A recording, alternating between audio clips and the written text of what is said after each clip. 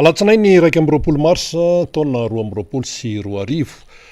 anterina ny arabo mba ampirarintso antsika mianakavy na ianao eto tanindrazana na ianao ny ampitan-dranomasina amin'izao fanarahanao ny fandarana miara-manonja MBS Radio Mada izao isaorana ihany keo ilay nahary satria raha tsy izy dia tsy afaka miona eto isika amin'ny alalan'ny sary sy ny feo. Ankoatran'ny izay dia raha ny fandeha ny fandarantsika dia eo ny famakafakana, ny fanomezana vaovao isan-karazany ihany keo. Eo ihany keo zany ny ampisehatra izay toy ny efa mahazatra antsika eto amin'ity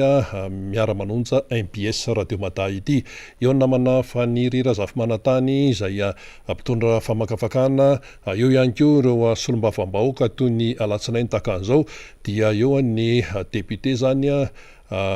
Jerry Randrebolaina izay voafidy tamin'ny alalan'ny Tiako Madagasikara teny amin'ny distrikan'ny Avaradrano. Manan-kambara tokoa izy satria tamin'ny faran'ny herinandro teo dia nitodika teny Avaradrano, teny Akadikely Ilafy ny masony maro satria dia hetsika lehibe mihitsy no notanterahana teny ary tsy vitany hoe hetsika fotsiny fa tena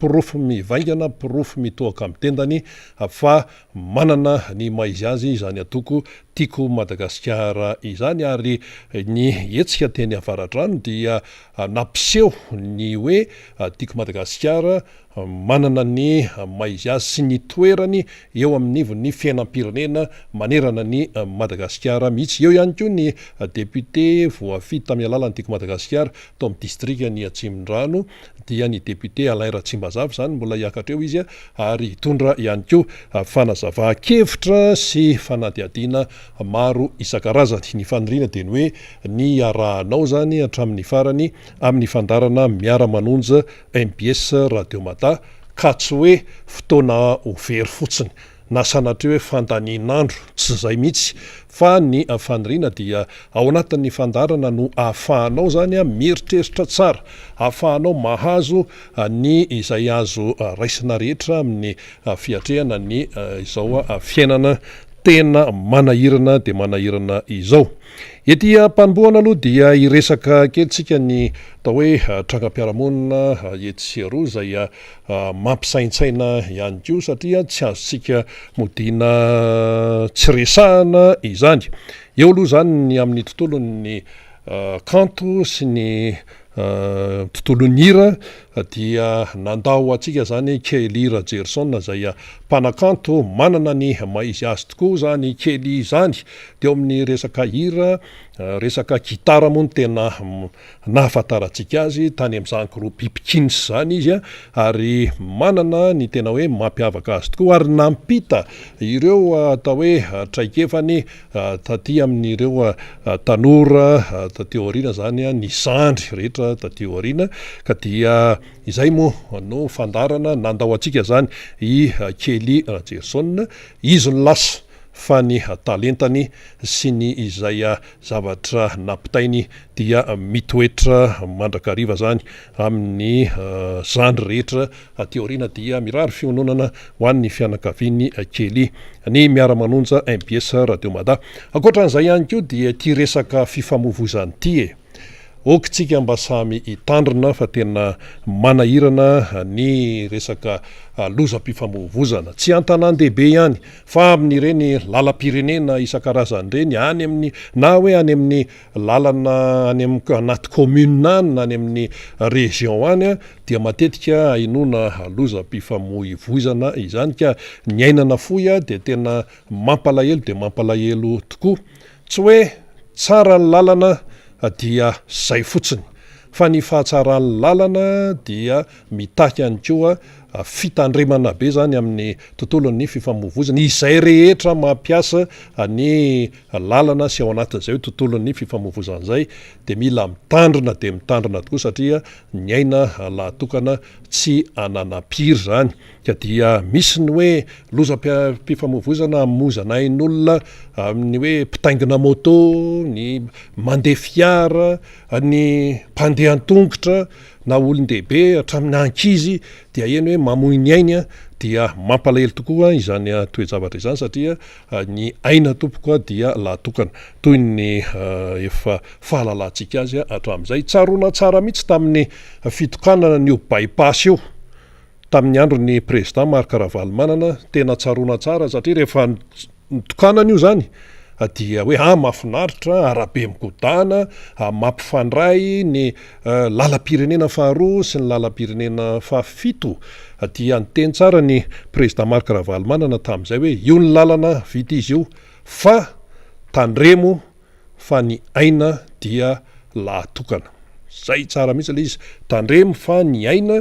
dia lahatokana tsy misy hoe tena mahasolo ny aina zany fa rehefa hoe aina dia aina ka izay fitandremana zay zany dia tena hoe miantefa amin'ny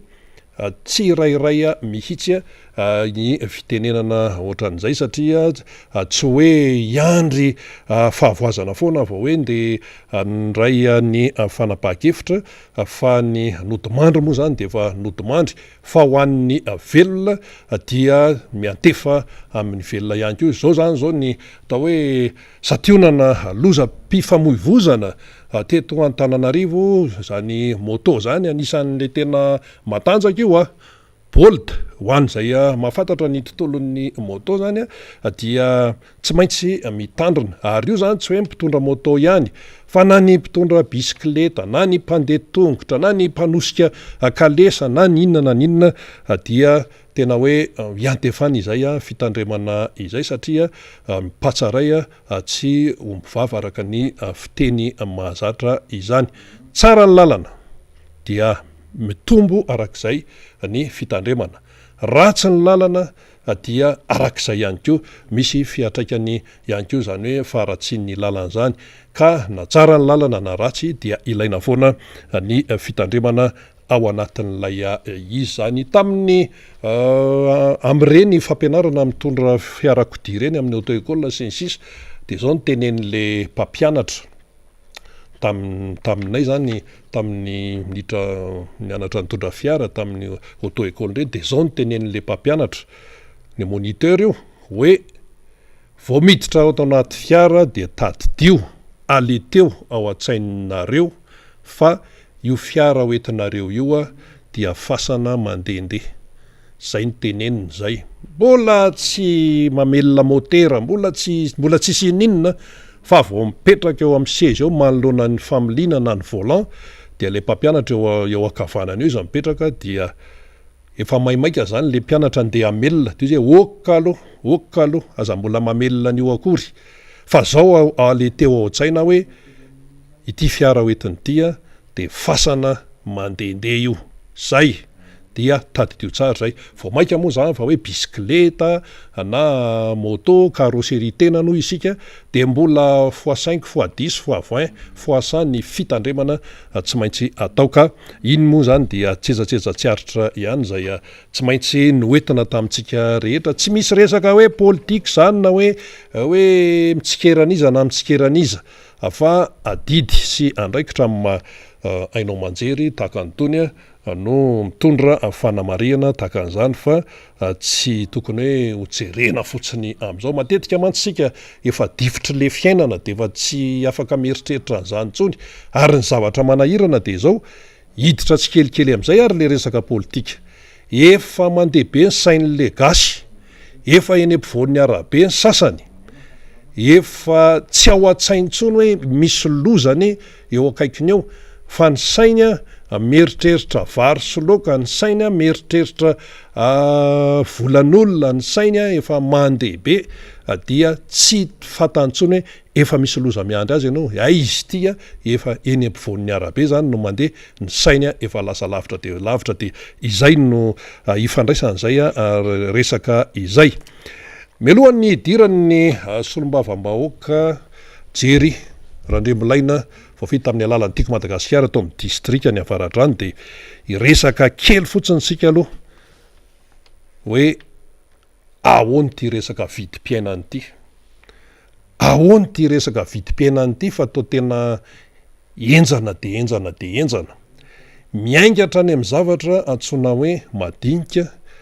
ka makeo amin'ny atonontoniny dia miakatra any amin'ny zavatra hoe tena hoe goavana zany dia ahitana an'izay hoe miakatra ihany ilay vidim-piainana, le vola miditra amin'le isa-tokantrano nefa ny eo ihany ny eo ary tsy vitan'izay fa miena mihitsy le izy satria zao raha raisitsika fotsiny ataontsika ohatra tsotra be, tsy hanao resaka hoe fanazavana toe-karena hoe lalina be tsika mety maro ny tsy mahazo an'le izy fa ataontsika tsotra fotsiny io resaka mofo dipaina io. Resaka mofo dipaina zany de hoe tsy niova ny vidiny fa hoe efajato fa ny beany ny kely le mofo de lasa ny any tokantrano zany ahoany ty mofo ty io mofona efajato ka de efa le izy ny kely sady ny kely ny abeany ny fohy ny alavany ny tsirony zany moa tsy resahana ntsony hoe ahoana sy ahoana fa ny kely de misy zany zao le mofo dipainana eninjato zay efa mividy tamin'ny sabotsy mofo dipainana eninjato de le zany somary lehibe raha oharina amin'ilay mahazatra zany fa ny vidiny tsy efajato fa eninjato. Eo zany le mpanjifa zany eo ahoany ty resaka mofo ty. Mivadika indray sika andao amin'ny resaka mofo gasy, tsisy resaka mofo gasy ny ariary zato ntsony zao fa roanjato. Nefa io resaka kafe sy mofo le kafe sy mofo zany mety hoe mofo dipaina na mofo gasy na ramanonaka na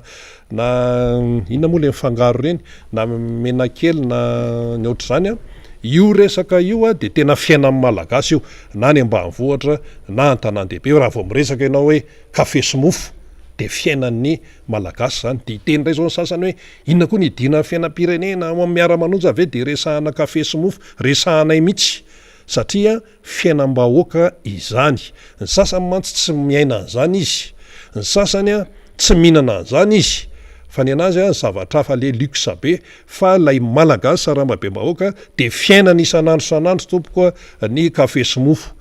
Ka tamin'ny faran'ny herinandro zao nisy nividy de tonga de ozy mivatra hoe tsy zany ntsony le vidiny fa zao de le vola tany am-paosy tsy ampy de lasa teo vao nianahana fotsiny de lasa tsy nihinana mofo fa kafe fotsiny. De zany le fiainan'le malagasy de miakatra ihany sika ty amin'ny resaka hoe materiel fanaovan-drano tsisy an'izany midiny zany eo tsisy an'izany hoe zaka zany eo hoe milamina tsara tsisy an'izany eo fa tena enjana be de be nareo nefa nitenitetika hoe mividina siman fotsiny zay fa nga siman fotsiny anaovana trano, ny vato kely, ny madrier, ny fasika, ny moalon be de be, ny tafo, ny vy zany raha vao hoe anao trano zany de tena miomana fa na de hoe trano kelikely ary nataonao de fa miomana aloha fa io budget nomaninao ohatra hoe heritaona lasa io miovy io ary zay le tena manahirana eo amin'le fitantanam-bola tokantrano ary mampiady mivady mihitsy io satria zany isaky ny tokantrano de fa misy teti-bola tsara mipetraka hoe ty zao fa afaka ray volana miovy io de lasa miady le mpivady hoe fa nataonao aiza ny volako isanandro ohatran'izao ko ahoana ny to reto fotsiny sisa na hodikodina ho aiza sisa ohatran'izany nefa le izy tena le vidim-piainana mihitsy nefa tena tsy zaka dia eo zany mipetraka ny hoe nahoana ary sika no tena hoe fadiranovana tahaka an'izany nefa etsy tenenao io fa lasa ny volamena tsy mampiditra ariary ny fanondranana volamena eto amin'ny firenena sy ny sisa dia manan-karembe le Madagasikara nefa le vahoaka ao aminy na kafe sy mofo ary raha mila tsy voavidiny ntsony zany ve de mba mety kafe sy mofo ary raha mila tsy ho voavidin'le gasy ntsony amin'izao fotoan'izao nefa voalaza hoe manana volamena ny Komoriana no milaza re misy volamenareo aty ny Sudaf miteny misy anareo aty misy volamenanareo aty volamena fotsiny fa raha hoe ny harem-pirenena voaroba hatramin'izay voaroba mivantana tompoko na voaroba amin'ny fomba mihaja na voaroba ankolaka de efa fandribana daholo ny anaran'izany dikan'izany de hoe tsy mampidi-bola ao anatin'ilay kitapom-bola mpanjakana inona ny dikany tsy kitapom-bolam-bahoaka vahoaka izy vahoaka malagasy kanefa le vahoaka malagasy tsy misitraka an'izany fa de lasa hoe avadiky ny sasany hoe any ianareo tsikera fotsiny nareo le fanjakana efa tena miezaka fa ny nareo de mitsikera fotsiny sy ohatran'izany ka ahoana lizany hoe tsy de tena rehefa hitsina hoe tsy hoe tsy kera ahoana fa zava-misy iainana zany ka le zava-misy iainana tsy afaka mihitsiny hoe takotakonana akoatra n'le resaka volamena mandeha any ananinany any de tsita zay mahitsy indray zao le fiteny hoe any de tsita raha vao miteny an'izay zany de fa tena maraka daholo ny rehetrarehetra resaka are-pirenena zany any de tsita zay dia eo ihany koa le hoe resource naturel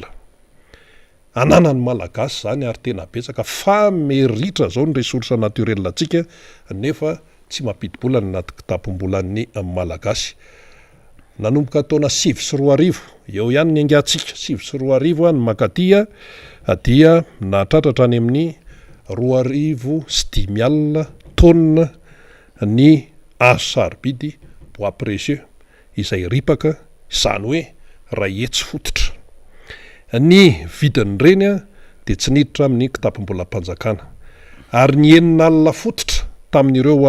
bois précieux zay ripaka ireo zany dia tany amin'ny valan-javaboary voaro na aire protégé no nahitana azy anarana fotsiny hoe aire protégé fa matoa voaroba azy voatapaka amin'ny bois de rose ihany efa tsy protégé tsony koa ny dikan'izany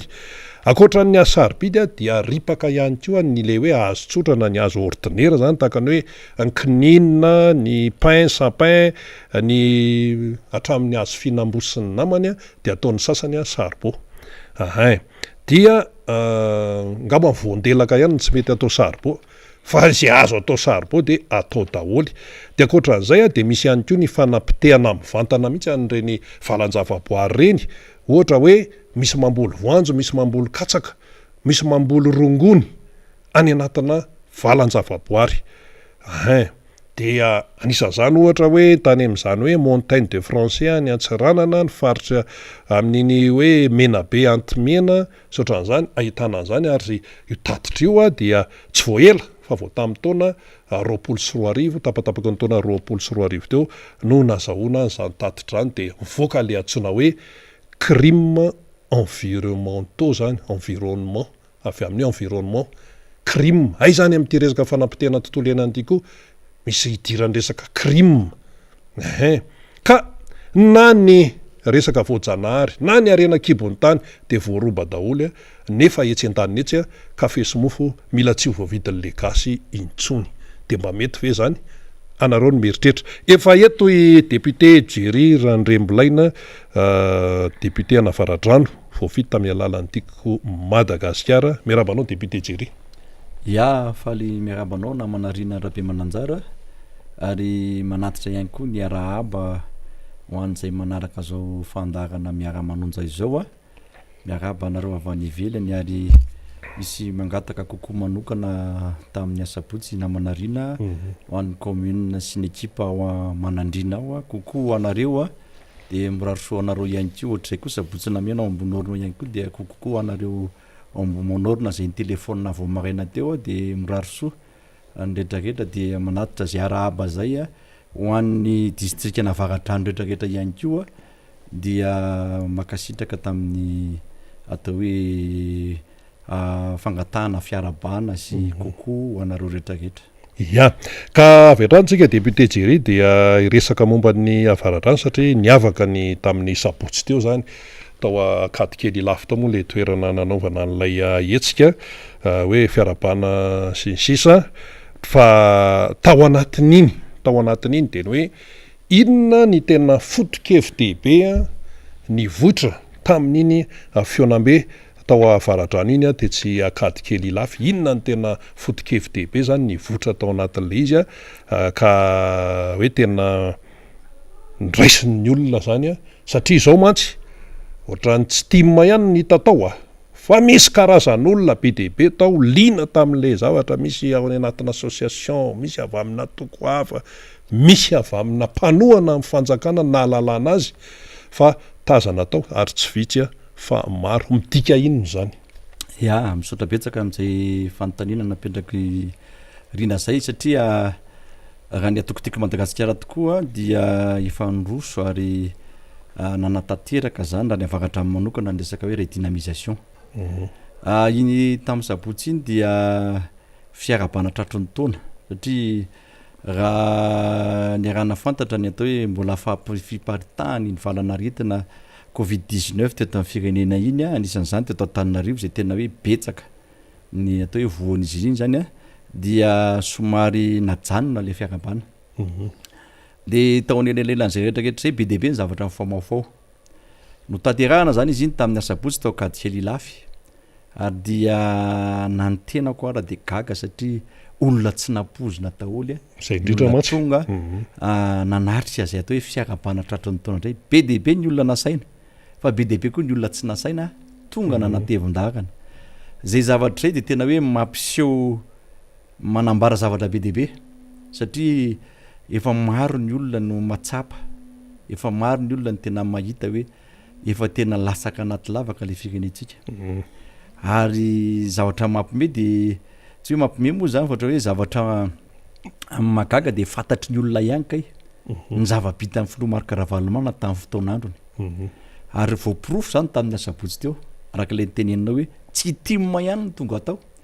fa na be deabe ny olona tsy timma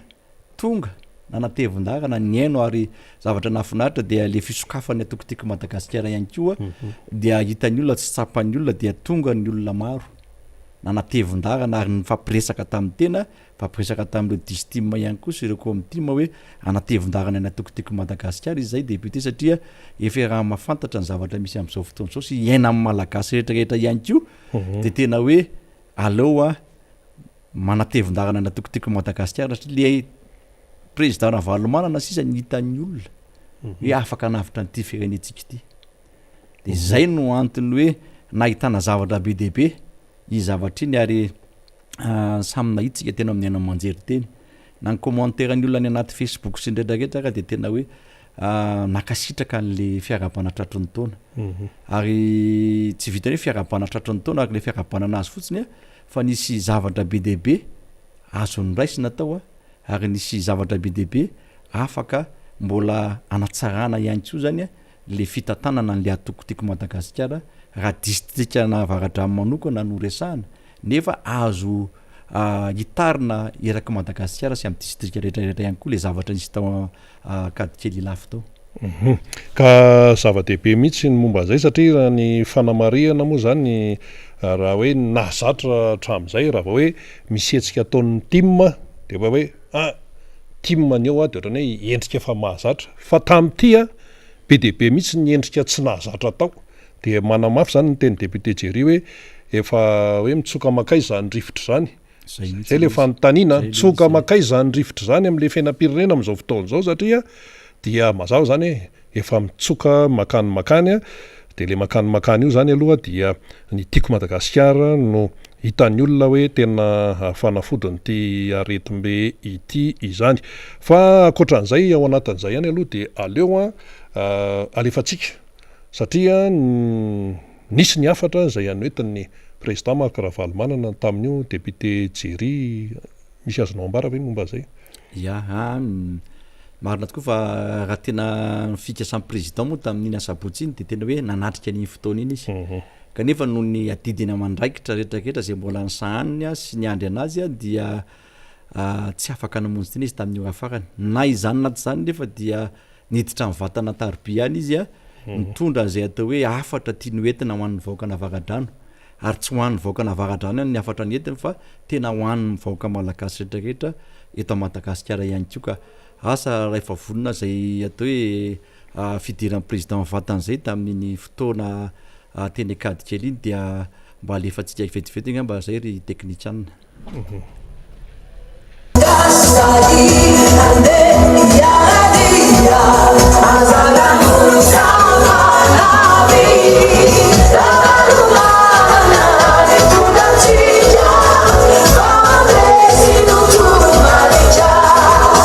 matanjaka ary ao an-damosiny filoha Marc Ravalomanana hatrany ny vahoaka Navaradrano nandritra ny fety fifampiarabana noho ny taona vaovao dia niditra mivantana tamin'ny alalany Antsoatarby ny filoha Marc Ravalomanana izay nankahery sy ny dera manokana ny vahoaka Navaradrano izay tsy mivadika amin'ny atokotiko Madagasikara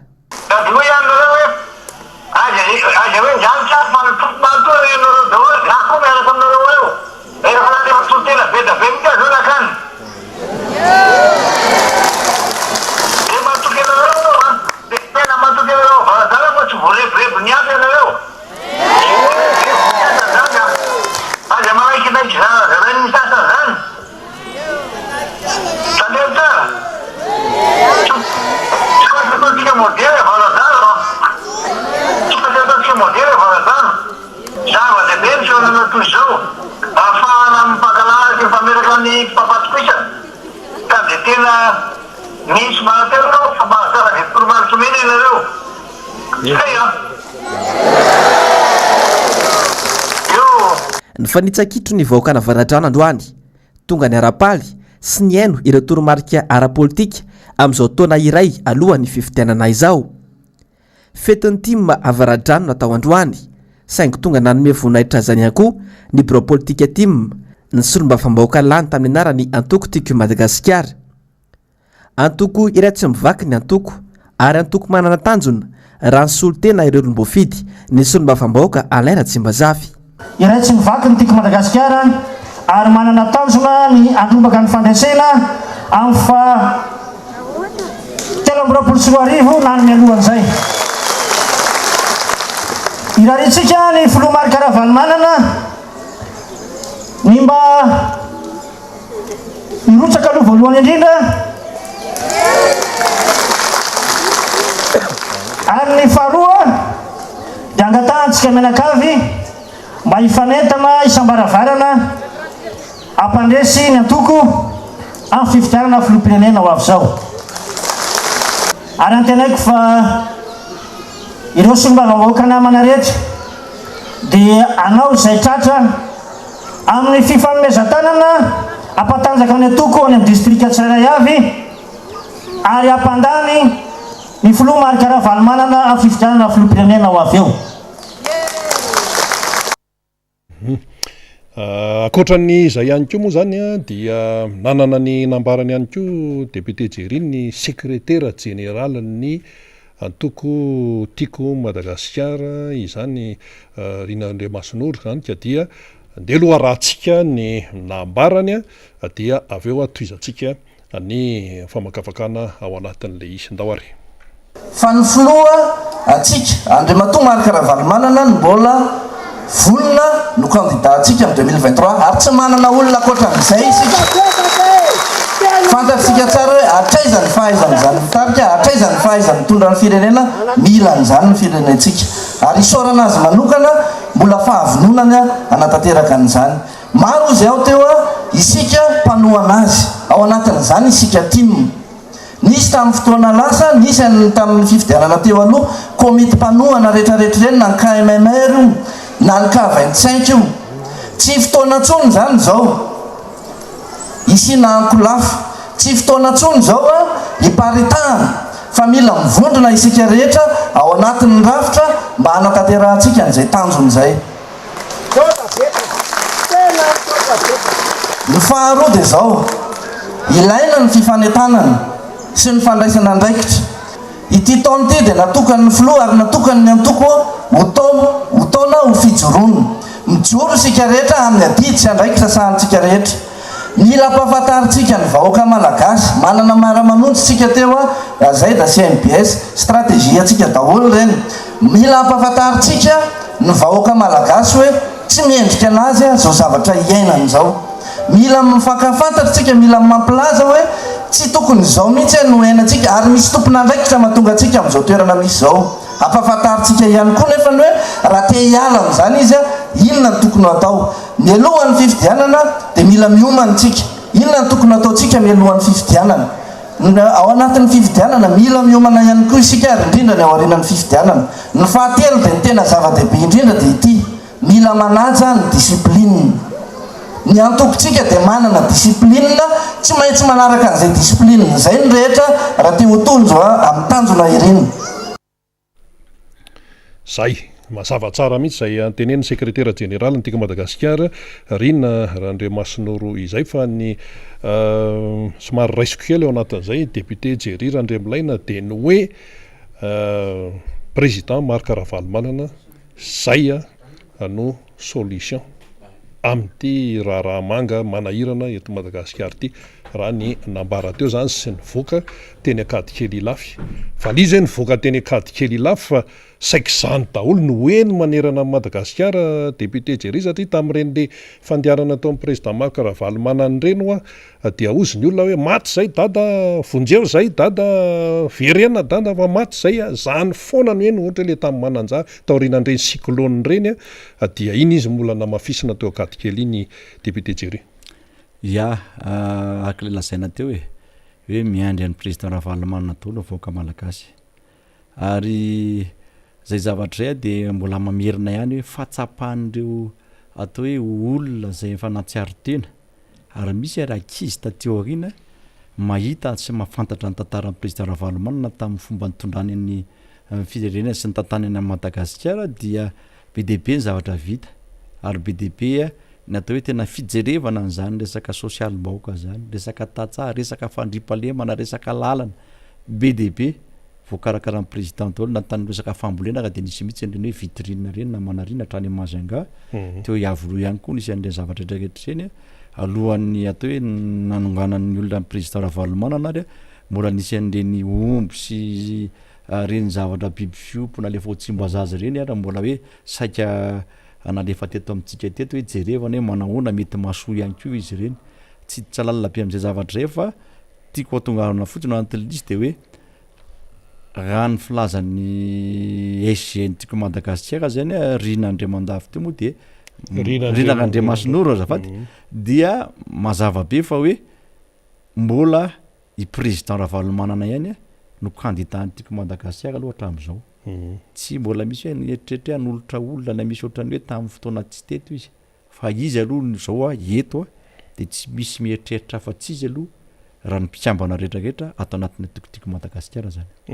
Mazava zay dia hoe ny atokotiko Madagasikara ihany koa ray ihany anisan'ny naverimberina zany tao akady kely teo ray ihany ny atokotiko Madagasikara tsy misy fomba fiteny tsy misy hoe misy sektatsy hoe mamorona sektatsy zany fa hoe ray ihany zay ngamba tsara mafisina kely député Jerry. Maka zay satria tao anatin'ny kabary président zay ary tao anatin'ny kabarin'ny SG ihany koa ary za koa tamin'ny fandraisam-pitenenana nataoko ihany koa dia tena manamafy an'izay zavatra hoe misy rafitra ny atokotiko Madagasikara discipline misy discipline ihany koa ndika an'izay zavatra zay ny olona miditra anatin'ny atokotiko Madagasikara na reo olona efa team teo aloha ihany koa dia mahafantatra an'izay atao hoe discipline zay mifehny eo atoko zay zany hoe tsy misy hoe team hafa ry na hoe misy KMMR ohatrany teo aloha na misy le kava intsainga ihany koa fa re zavatra zeny dia tamin'ny fotoana ny fifidianana no nisin'le zavatra zeny amin'ity ndray mitondraka ty zany dia team sy ny RMDM ihany aloha no miara-dalana zany hoe ao anatin'le atokotiko Madagasikara tsisy fizarazarana tsony fa ho atsika zay te anamafy na te hanohana ny président Ravalomanana zany anamafy ny atokotiko Madagasikara dia miditra ao anatin'io rafitra io zany zay ny tena marina dia rehefa tafiditra ao anao tsisy manavakavaka anao zany ao na aiza tianao hidirana ao anatin'izay hoe distim na comtim zay dia afaka manantona an'ireny mpitarika ireny ianao afa manakina ny tompona andraikitra ihany koa anao fa tsisy an'olo-botanana anao mihitsy eo zany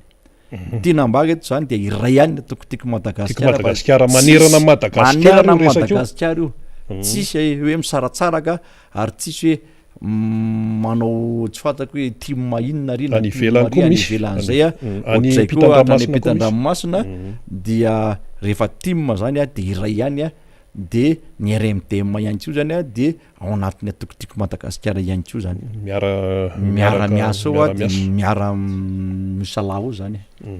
ka zava-dehibe mihitsy zay satria ho an'ny ny olona mantsy any tanàna rehetrarehetra ihany dia misy miteny hoe dia ahoana zany mifandehany sisy mazava tsara izy zany zay ka teo koa nisy fitenenana ny amin'ny hoe tsy mendrika malagasy izao za hoe zavatra iaina zao vidim-piainana tena tsy zaka tsony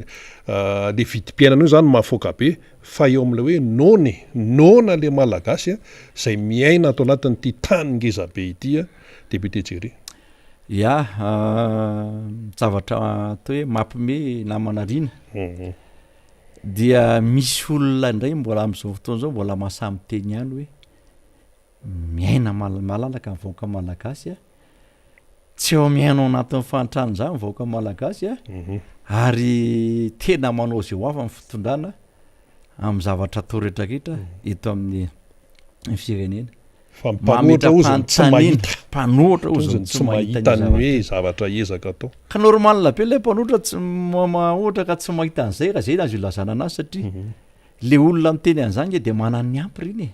tsy miainao anatin'le fahasairana fianakaviany tsy miaina anatin'ny vasairana an'izany tsy miainao anatin'izany tsy hoe tsy mihinan-kanina zany tsy tsapany akory zany hoe vidiny entana miakatra zany satria mety mitobaka ny fidiram-bolany mety manaka atao izy ohatr'izay iny moa fa nyteneniko tatiny hoe am'izao fotoa zao tsisy tsony eo tenatena fa na le olona tena manan-karena be ary ambony ary na le olona te afarany ambany aty zay zao ny ankabetsahan'ny olona ka am'izao fotoan'izao raha ny zavatra iainana zany manomboka tato ho ato hitantsika eny amin'ny aina amanjery eny koa de efa be dehibe ny mivoy efa matahotra sady na mipitaty tsara am'izao fotoa zao de efa manambana ny ampiakatra ny frais zany ny mpanao mofo dipaina moa de miteny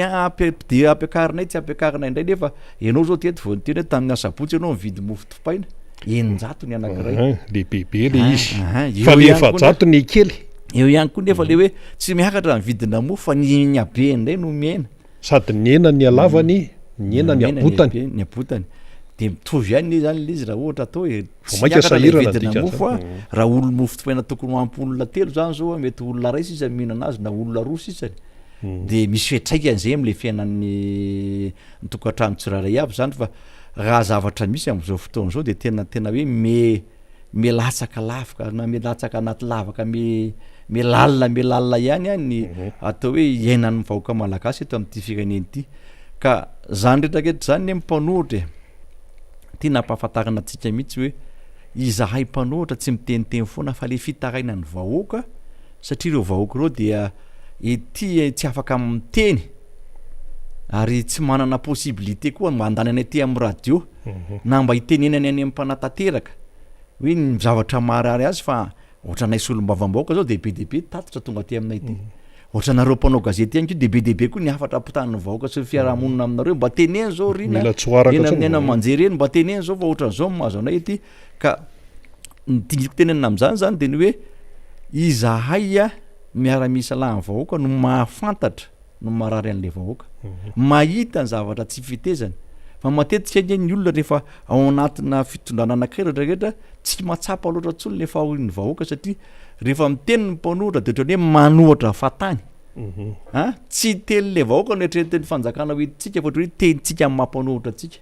kanefa raha tena fanjakana tena atao hoe mandinika sy mieritreritra ihany koa de tokony mandray zay atao hoe fanakianana na hoe fitarainana ny vahoaka zay fa tsy mijery le hoe izahako no miteny an'izay a de tsy ho tanterahana le izy raha tsy atao satria za te hiteniteny foana fa raha tena tiana le vahoaka malagasy de mba enona ihany le te mpanohitra mba hanasoavana an'le vahoaka malagasy efa tena hoe mijaly sy tena hoe mahantra zany am'izao fotoana zao ona député Jery zay mihitsy le ho raisiko kely hoe raha raisitsika zany hoe mba niaino ny kiana nataon'ny mpanohatra ny zay tompon'andraikitra isatsokajany anivon'ny fitantanana ny firenena nde ho ary raisina hoe mba niaino azo antoka hoe mba nisy fivoarana le fiainam-bahoaka raha hoe niaino azo antoka tena azo antoka mihitsy satria zavatra tenenitsika hoe ty tsy tombotsoa ho an'ny député na tombotsoa ho andriny fa tena hoe tombotsoa ny vahoaka arakarak'izay le etaeta ny vahoaka zay arakarak'le filan'le vahoaka sy le marary an'le vahoaka zany a zay zany ny tokony ho raisin'ny mpanatanteraka satria le zavatra ho teneniny eto a tsy fanohirana be fatany araka le lazaina teo ary tsy hoe tsy tiako ny ataon'le be ny tanàna na tsy tiako ny ataon'le ministra de zay no kianina fa mba raisindry zareo le fitarainantsika eto a sy le sosokevitra zay mety asoa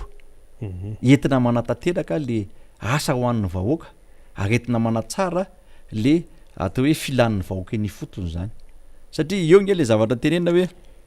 ny raha hitondra firenena zany ny anankiray ny mpitondra anankiray a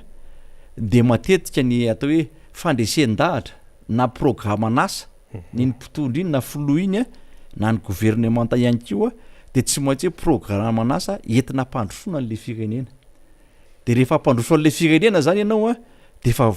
vitanao daholo ny atao hoe projet rehetrarehetra na any amin'ny resaka fiompiana sy fambolena na any amin'ny resaka sosial na any amin'ny resaka fahasalamana na any amin'ny resaka fandriampalemana tokony efa mba mipetrapetraka daholo fa ny zavatra manahikana amin'izao fotoana zao na manolo gouvernement ary de efa ndokoatokafana le gouvernement sy le filoam-pirenena foana no mipetraka ao anatin'le gouvernement mipetraka fa tsy misy mihitsy hoe ty zavatra ty efa tetikasa homan'le ministre sy le gouvernement ndray entina eny fotony anatsarana le fiainam-bahoaka zay efa tena hoe mahantra amin'izao fotoana zao tokony zay no ataon'ny fanjakana sy le gouvernement fa raha zavatra hitanao any amin'ny enao manjery ana de fandokoadokafana foana ore olona tsy mila dokafana zany ny filoam-pirenena tsy mila dokafana zany ny prime ministre tsy mila dokafana zany ny membre ny gouvernement rehetrarehetra fa raha te azo an'izany doka zany ny mpitondra de fanatsarana an'le fiainam-bahoaka aloha natao de vahoaka ihany de afaka mandoka tena mety aminay nareo fa rehefa tonga raha ny fifidianana manaraka tsy mila akory manao propagande tsotra be ny fitondrana firenena riny rehefa hitondra firenena anao de zay masoa ny vahoaka sy matsara ny vahoaka no ataonao sy masoa ny firenena de rehefa vitanao zay zavatra zay tsy mila manao propagande fa tonga de homany ny fifidianana lany foana ianao tsy mila mangatabato zany tsy mila mangalabato zany mihitsy ka nisy resaka hoe fiatrehana fifidianana teny akady kely teny mazava tsara ny momba an'iny fa le hoe fifidianana ao anatin'ny tena hoe mangarahara satria tonga amin'ny fiteny hoe leombonanana ka tsy teherika zava-boribory intsony inona moa le hoe leombonanana nisy fifidianana fanesinesy zany natrehan'ny teto amin'ny firenena de inona moa no nitranga fa hoe doublan hoe karapanondro osike kara-pifidianana osike lisy mpifidianana mandeha amin'ny tsy izy niarana hita an'izany daholo sika rehetrarehetra na tia tanan-dehibe zany mbomaika ny tany mbany vohatra rehetrarehetra zany de zany ny zavatra ny ainana ka le hoe fifidianana tsy maintsy ho avy io na roviana fantadiavin'ny olona amin'izao fotoana zao le olona le tenenina hoe leombonanana ka tsy teherika zava-boribory midika an'izay de hoe leo an'ity family viliana sy fipasipasoana ny tokotambe ny fifidianany tia dia mipetraka le hoe tena hoe tena aiaina tsy matoky zay sinsisa le fifidianana nefa hoe hoatrehana lizy zay zany mila tsara mafisina foana satria tonga any amin'le resaka hoe averena ohatrany voalohany mihitsy aloha io resaka tontolo-pifidianana io tsy resaka lisy mpifidianana fotsiny fa tena hoe zay makasikasika fifidianana de alao hoe rahana mijery mihitsy aloha izay zavatra resaka fionam-be-pirenena ny tiana resahana député Jerry fa tamin'ny herinandro teo amin'ny mampanao gazetiny tena moa mandehandeha de na ny olona miteny hoe olona manohana ny fitondrana miteny hoe inona koa ny ilana zany fionam-be-pirenena zany tsy any zao fa tena fampandrosoana no ilaina nefa efa nazavaina foana hoe le fionam-be-pirenena zao ny foto-kefitra izay ao anatin'le izy zany aona fahitany député Jerry an'izay zay mihitsy ny anisany hoe vaolana tsara indrindra namana rina satria afahana miditra amin'izay hoe fifidianana madio sy mangarahara zay dia voalohany indrindra aloha tsy misy ohatrany hoe fifampiresahana rehefa mahay mifampiresaka amin'ny mpanao politika ary io moa zany hoe tsy mpanao politika fotsiny fa eo ihany koa ireo atao hoe société civile ireo karazana association maro be olotsotra ihany koa na mpanao politika mivondrona na toerana anankiray manao latabatra boribory amin'izay hoe fanomanana sy fiatrehana ny fifidianana zay mba tsy hisinontsony ny resabe resaka doublan amin'ny resaka lisy mpifidianana moa tsy maintsy tenenina foana zavatra ireny de aleo foana miroso amin'izay atao hoe fikaonandom-pirenena zay satria zay ihany ny vahaolana ninona ataony hoe izy mahay mitantana firenena ninona ataony hoe efa vitanay ainay manao an'io na hoe membre ancien na ny ACC na ny aty amin'ny ministère rehetrarehetra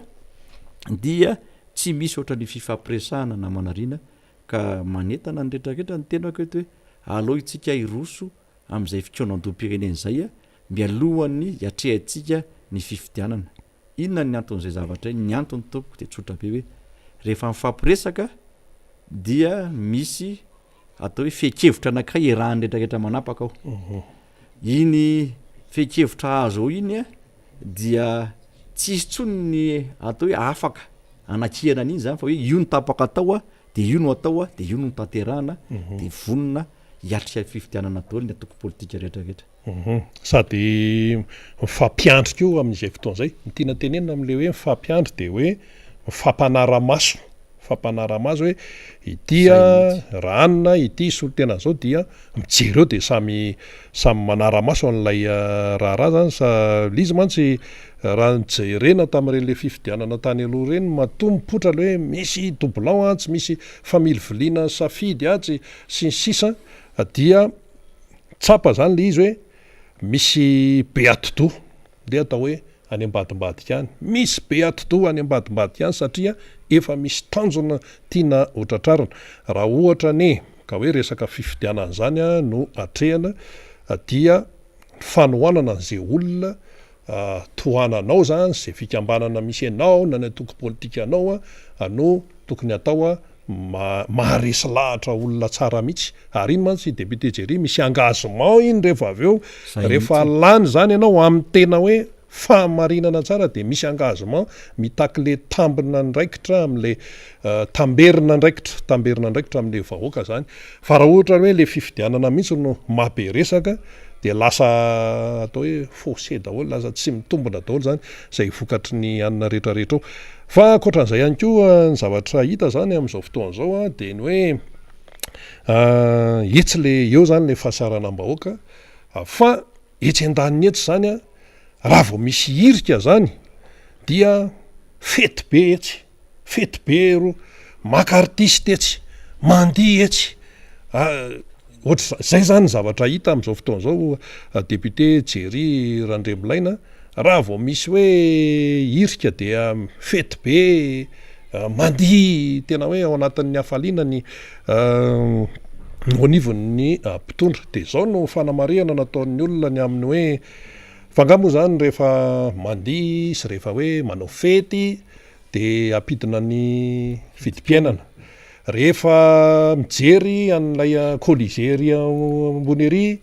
de hidina ny vidim-piainana rehefa mandeha ny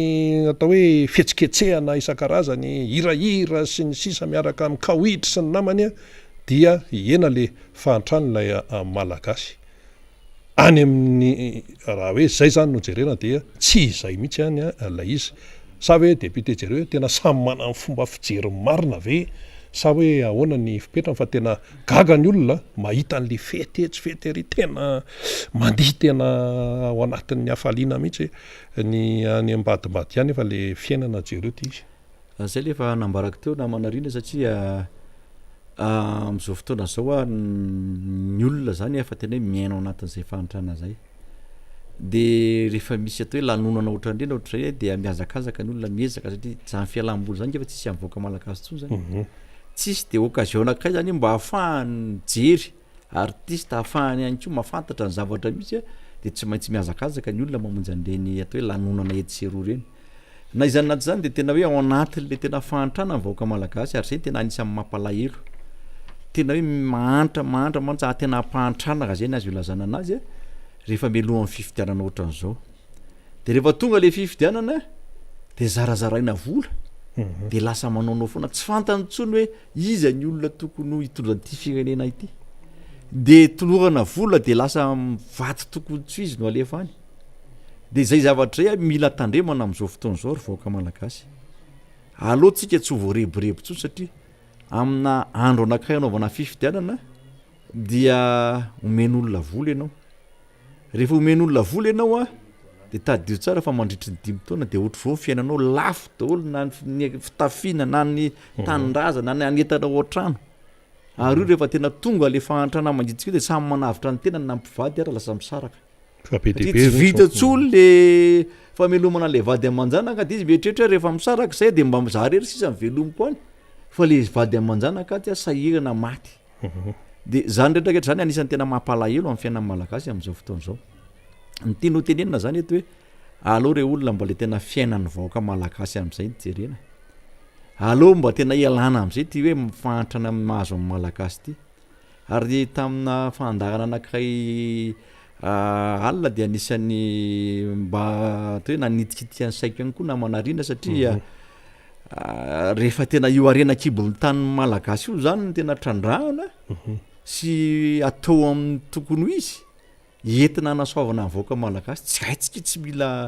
tsy mila mandeha mitady volana ivelany kory fa io arenatsika ihany de mavita ny foto-javitra rehetrarehetra mavita mamelona amin'ny malagasy rehetrarehetra ato Madagasikara maninona azy ireo tsotrandrana ho an'ny voaka malagasy fa lasa ho an'olo tokony ka izy misy mitrandraka fa tsisy miditra amin'ny kitapon'olo sy n'olombitsy fa maninona le malagasy rehetra tsy mbo avela mitrandraka ny tokony ho trandrahany misy olo magagasy hoe andeha hitrandraka fotsiny eo de efa gadraina vonoana sorona eo amin'le toerana iny ka za te hiteny aminareo hoe tena nomen'Andriamanitra amin'ny malagasy io arena kibon'ny tany io na ety ambonin'ny tany na ny any anaty ranomasina na ety ambony any ambanin'ny tany de za zany te hanetana mpitondra hoe mba aleo tena ho an'ny vahoaka malagasy anasoavana vahoaka malagasy io arenantsika rehetrarehetra io eka lizy mantsy samy mahafantatra an'izany mpitondra ane mahafantatra an'izany ny vahoaka izay hoentina mahafantatra an'le izy samy mahafantatra daholo fa atao hoe fomba fiteny hoe misy mody fanina nga zay le izy mody fanina fa samy mahafantatra daholo hoe manan-karena le Madagasikara verina foana zany ary efa mankadily sofina mihitsy fa le arenan'le malagasy tsy makany amin'le isan-tokantrano fa lasa ry ananina ry le izy dia miodina any dia eo zany le fahantrana tsy mety miala fa dia eo fotsiny maraparanantsika azy député Jerry eo amin'ilay hitako le hoe politika mialabala amin'izao fotoana zao ka le Covid anga napozina io ndray zao niady any Ukraine fa anisy nanapo an'izany io ndray zao cyclone mifanesesy nga nisy nanapo an'izany dia le izy kosa aloha tokony mba okitsika mba tena hoe manao fijery mahitsy za zany tenen'ny sasany manao fijery mahitsy fa na iza ny teony niatrika an'izany Covid niatrika an'izany vokatry ny cyclone sy ny sisy zany fa tsy tokony hoe hitsikera fotsiny tsy mahalala afa-tsy ny tsikera zany communication zany mandeha any rehetrarehetra any de eto moa zay zany miteny hoe ny tontolo fampalalam-boavao rehetrarehetra de enoy daholy misy amintsika mantsy ohatry ny marary fo zay tsy hoe oatra fa tena misy amin'ny marary fo raha vao hoe vaovao mandokandoka amin'ny mpitondra de mpioany io tsia zay eto amin'ny teny enoy ilay izy de fakafakao tsara de arao ihany koa ny any amin'ny ainao manjery hafa zay tsy miteny hoe miara-manonja ihany enona sy arahana tsia arao daholy dia iny mantsy mampisokatra ny saina tsara mihitsy hoe dia refeso amin'ilay iainanao isanandro refeso amin'le mofo gasy efa mila tsy voavidinao intsony refeso amin'ilay vary efa tena foto-tsakafo nefa efa mivadika patina sasany io tenena foana hoe tsy paty ny foto-tsakafo ny gasy fa vary de efa tsy mahavity paty de any amin'ny kafe sy mofo de rehefa tsy voavidy tsony ny kafe sy mofo de inaninina ndray satria rehefa atao zany le koty de tena enjana le izy ka enoy daholy dia refeso lanjao apitahao amin'ilay fiainanao zany isanandro sy ny ankonanao de hitanao lay tena marina ao anatin'ilay izy zany amaraparanantsika azy ary député Jerry Randremilaina inona no tianao amafisana manoloana an'izay na ny eny avaradrano eny tanàna eny na ny fiainam-pirenena amin'ny ankapobeny na ny resam-pifidianana na ho an'ny mpitondra na ho an'ny mpanohatra ihany koa inona ny azo ambara amafisina eto am-pamparanana ry manamafy ny amaranako anazy amin'ny resaka le fikoanan-doam-pirenena io zany le resaka fikoanan-doam-pirenena zany tena any tanàna ny rehetrarehetra mihitsy na ho an'ny mpitondra fanjakana amin'izao fotoana zao ary io vahaolana tsotra indrindra ary io de anisan'ny anankiray mety ampifankaty amin'ny malagasy rehetrarehetra ihany koa satria rehefa mahay mifampiresaka ny mpanohatra sy ny toerina mametraka karazana fifanarahana anankiray entina hiatrehana ny fifidianana inona tony moa tokony andeha hifanenjehana tamin'ny feuille de route ary nisy hoe malgasy hoe tena hoe zay mihitsy fampiresahan'ny samy malagasy zay mihitsy le izy ka ho an'zay mbola tsy mankasitraka an'izay de zay moa tonga namanetany eto satria ansinjany anankiray mety misy tsy mahazo koa mantsy ny misy tsy sasany mahazo izy Ianao azavaina fa ihany lehibilehibena raha io no atao de mety tsy ho laniko io zay ko io problème Efa raha misy hiatrika aloha kajany de sasany. mandeha zany le anina fa hoe mety tsy ho lantsony zany zay raha io no ekenay anao ny fotoana andom-pirenena io zay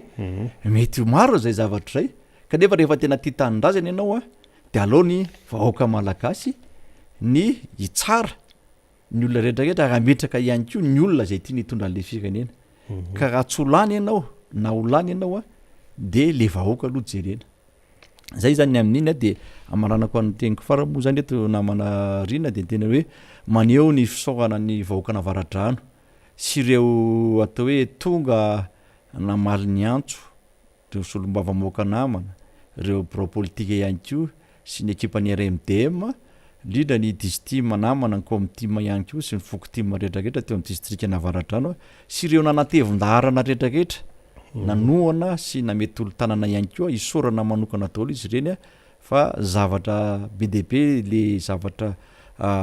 vokatra azotsika tamin'iny atao hoe fiarabana tratran'ny taona zay natao tao kadikely la FIFA dia mametraka amin'ny mandram-piona mandram-pitafandreny tenako fa zay moa ny atao hoe anjara fitenenako teto fa dia samy tompoko tahin'Andriamanitra.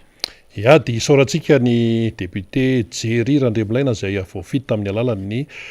Tiako Madagasikara atao amin'ny distriktan'ny Avaradrano nitondra an'izay famelabelarana sy fanazavana sy tatim-baovao izay ihany koa. Izy ity anie ireo olona tsy vitany hoe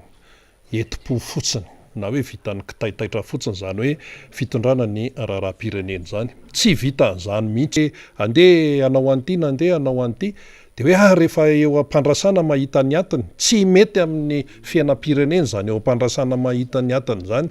Inona ny atiny ho hitanao eo? Raha ohatra ka tsy mipetraka any am-boalohany ilay hoe fomba hitantarana n'ilay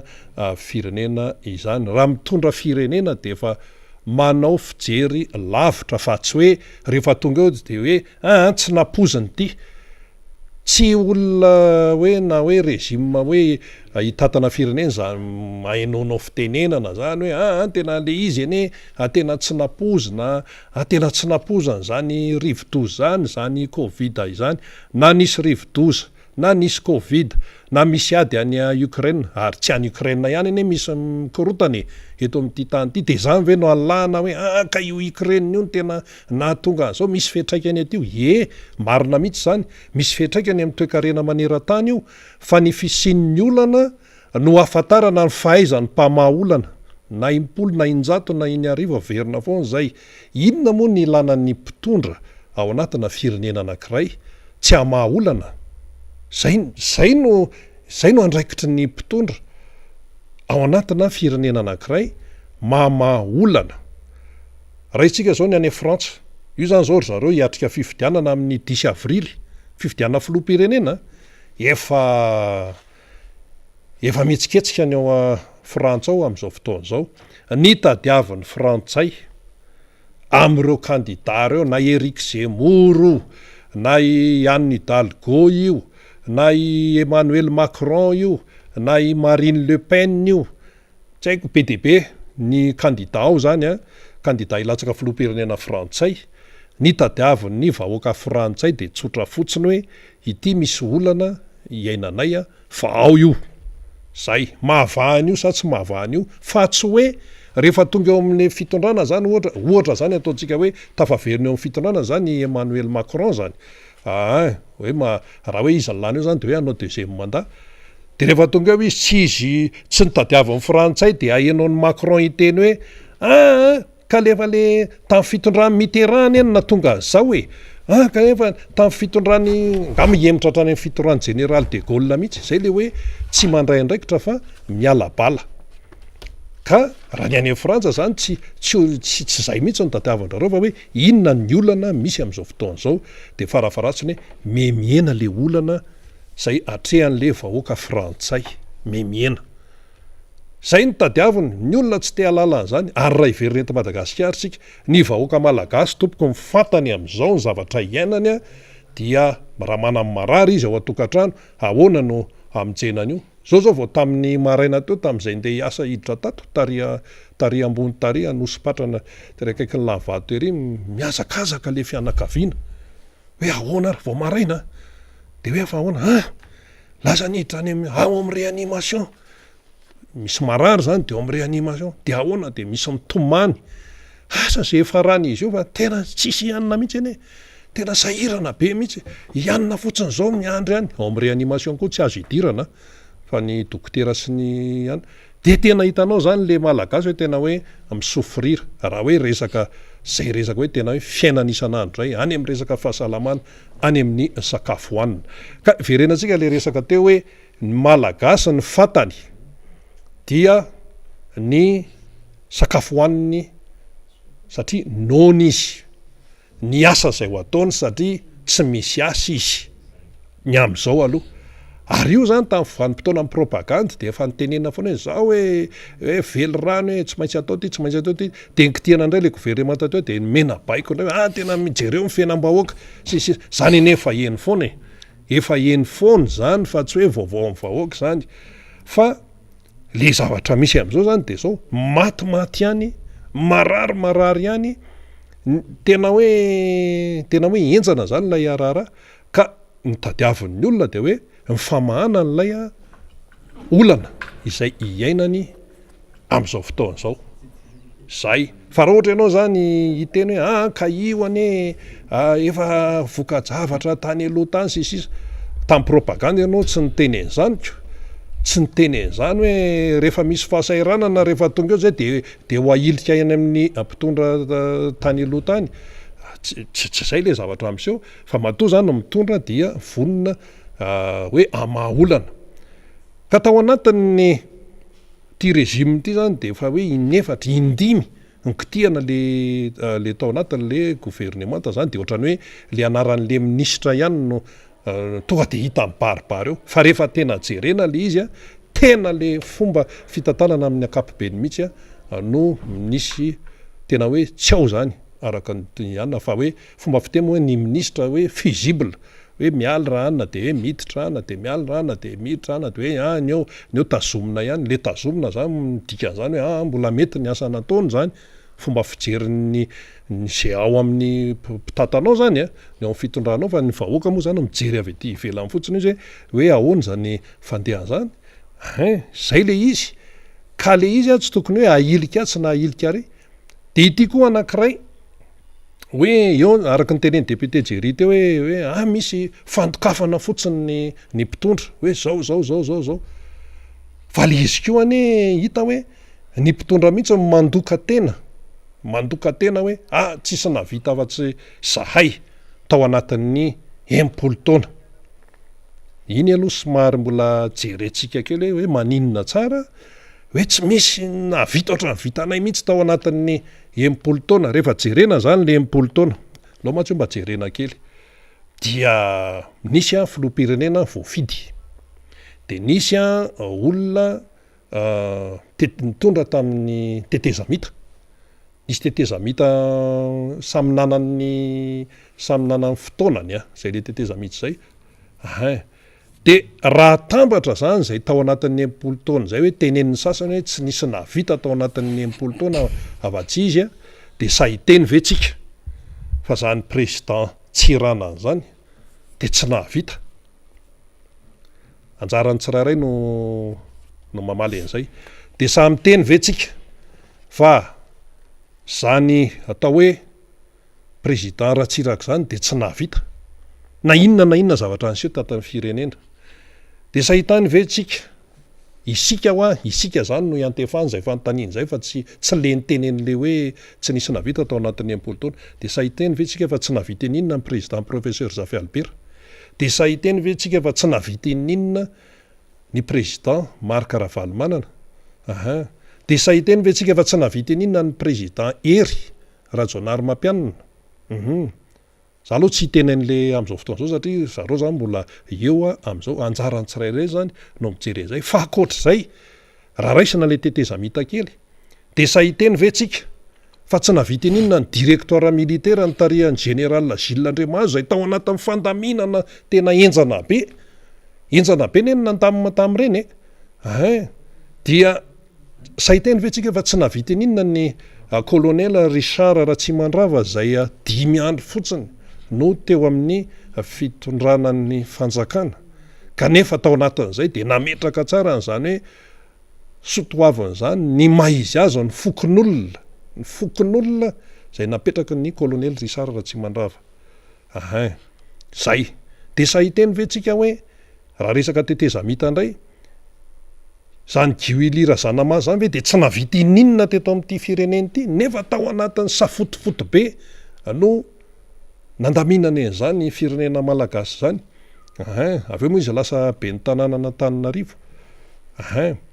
Dia ohatr'izay nisy vanim-potoana be deaibe zany ny famadibadika teto ny fanesy moa zany fa tsy hoe famadibadika ny fanesy raha tao anatin'le hoe 10 taona ka 10 taona ahoana ny résultat amin'izao fotoana zao de savy miteny hoe tena tsy navita ininona ny teo aloha fa zay navita de hoe io colligé zao anao téléphérique sisy manahirana be lay isy fa ny tena zava-dehibe zany de ny hoe anjaratsika no tena hoe manadiady tsara sy mila mitandrina manoloana ny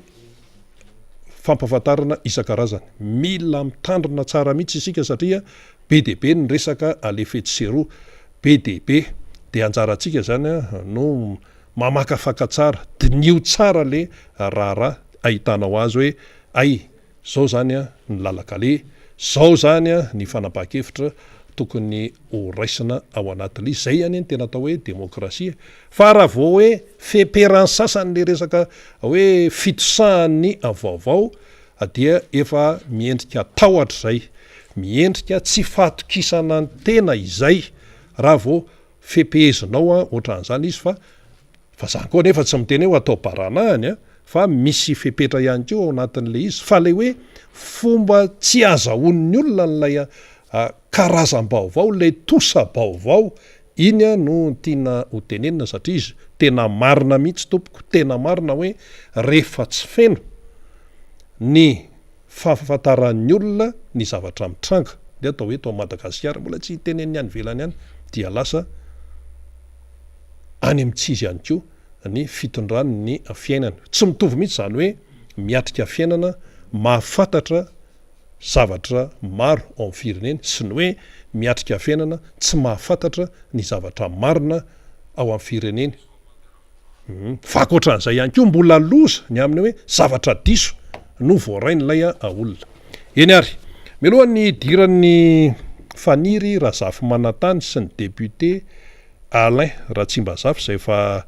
tsikitsiky fatratra ao ambadika ao aza moa mampitsikitsiky azy ao zany aloha izy député Jery mitsikitsiky ao ambadika ao sy ny namana faniry koa etsy efa vonimbonina tsara dia efa misy ny faneho-kevitra amin'ny alalan'ny soratra ao ambadika ao dia alefatsika ilay izy dia ny amafitsika fotsiny de hoe mba ataotsika mazava tsara zany ny faneho-kevitra ao anatin'ilay izy kokoa daholo nareo hoy Ioli Lo zany de miaraba ihany koa ao anatin'ity miara-manonja ity. I Zaka moa zany de miteny amin'ny hoe mba hiadina amin'ny lozam-pifamoivoizana dia tokony atao maro ny panneau de signalisation ary tokony anaja izany ny mpamily fiarakodia. Io le nyresantsika tamin'ny voalohany teo hoe tena ilaina tokoa ny fitandremana ary ny ratsamangaiky isan-karazany dia manana andraikitra. I Tovrazaka moa zany miteny hoe tsy misy zavatra hainy TGV lay mitondra satria TGV variana mangalatra, zay ny fomba fahitany itovo azy zany ary rehefa jerena tokoa moa zany de hoe tao anatin'izao régime zao no nahitana ny hoe volamena lasary zao sinsisa dia miaraba zany Mamijo Ranjarivo ny amin'ny hoe finaritra daholo ry miara-manonja mianakavy. Tsika mianakavy ihany ety ny tena marina i Suzanne zany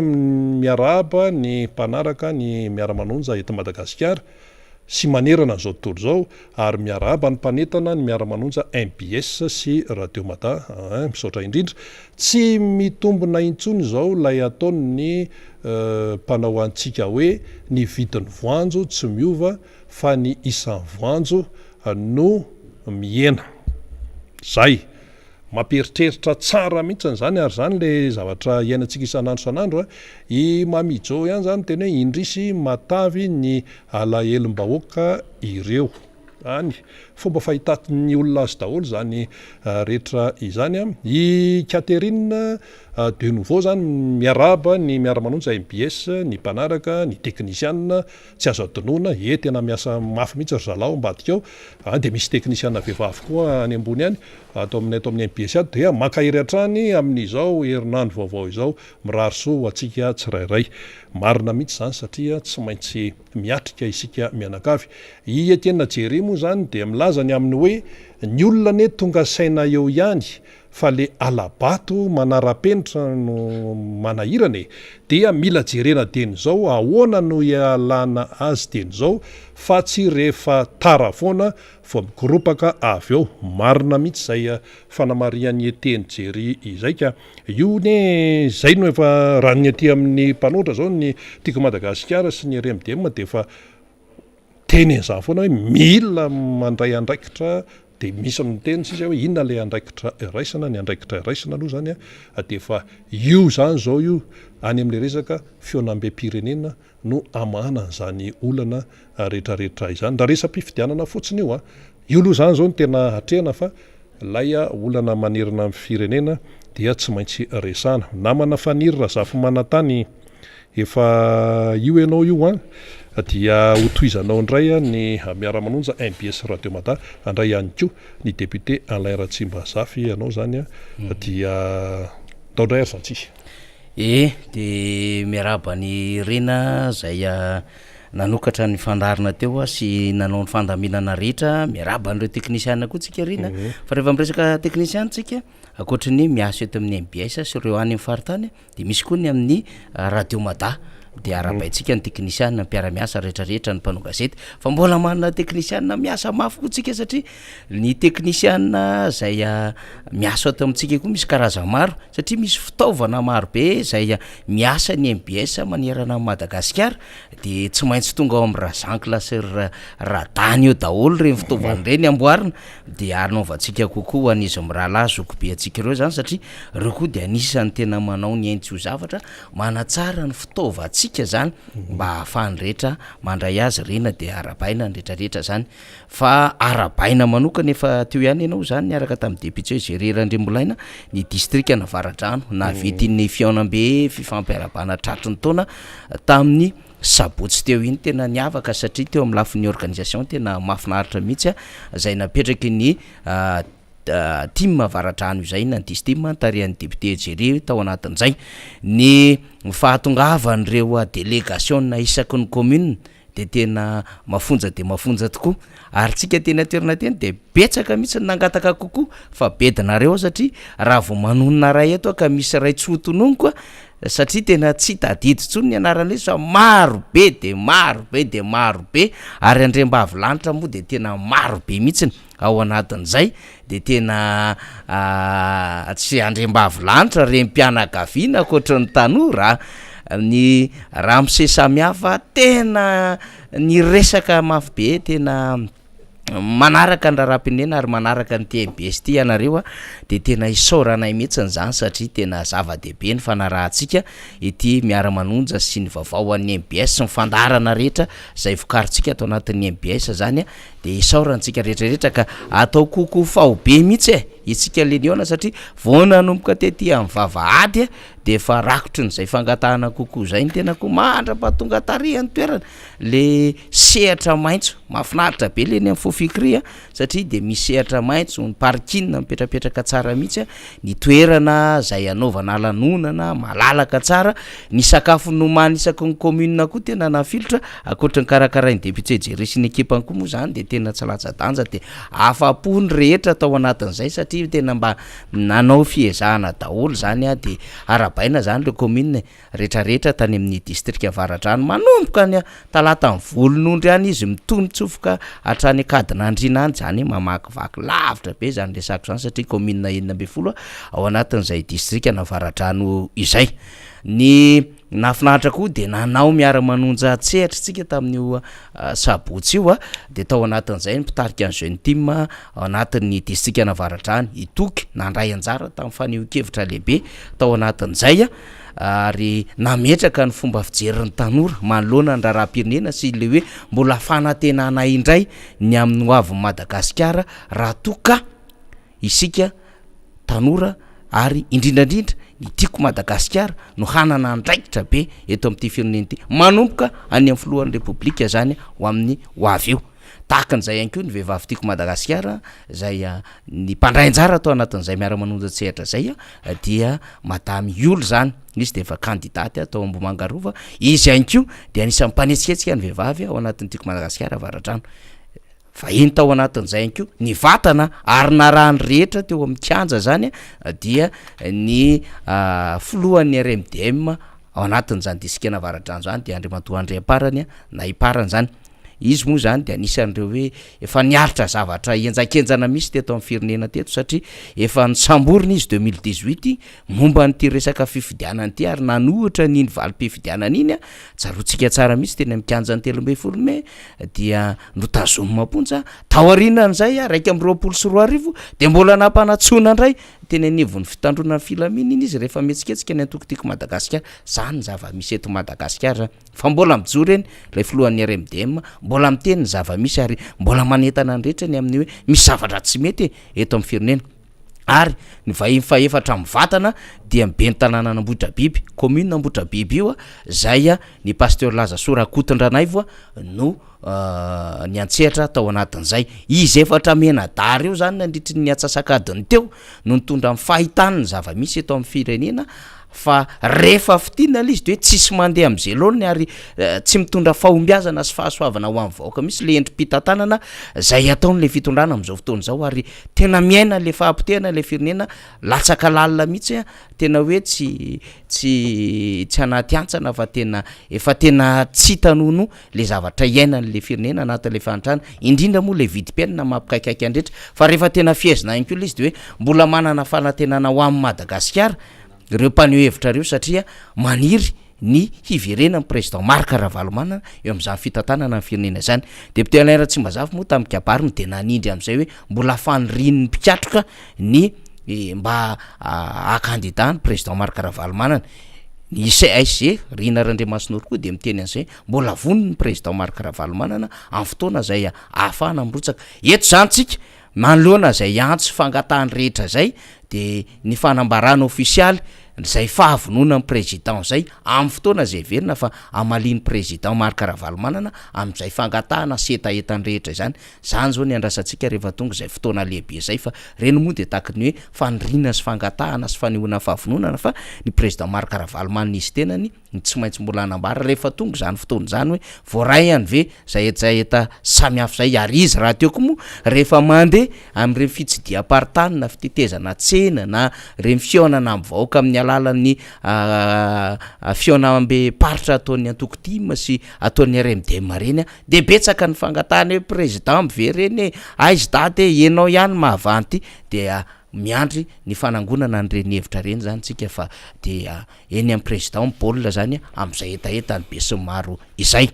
zay ny mikasika Navaratrano fa de anaovantsika félicitations bravo zany ny ekipa zay nitarihan'ny capitaine d'équipe député Jerry Randriambolaina zany nanao fandaminana rehetrarehetra tao femme team tao jeune team tao reo olom-boafidy ary ny olom-boafidy moa zany de misokatra be satria raha ny fantatra de efa nanoka baravarana rehefa nirotsaka mihitsiny ao anatin'ny hafanampo an'ny antokotiky Madagasikara ny eny Ambomalaza am'ray eny sy ny eny Sabotsina Mena be ny tanàna nresako am'izany ary mbola maromaro nanaraka an'izay ty zay mihintsika fa tahakan'izay ihany koa re distrika maro samihafa zay fa mandeha am'izay endriky ny fisokafana izay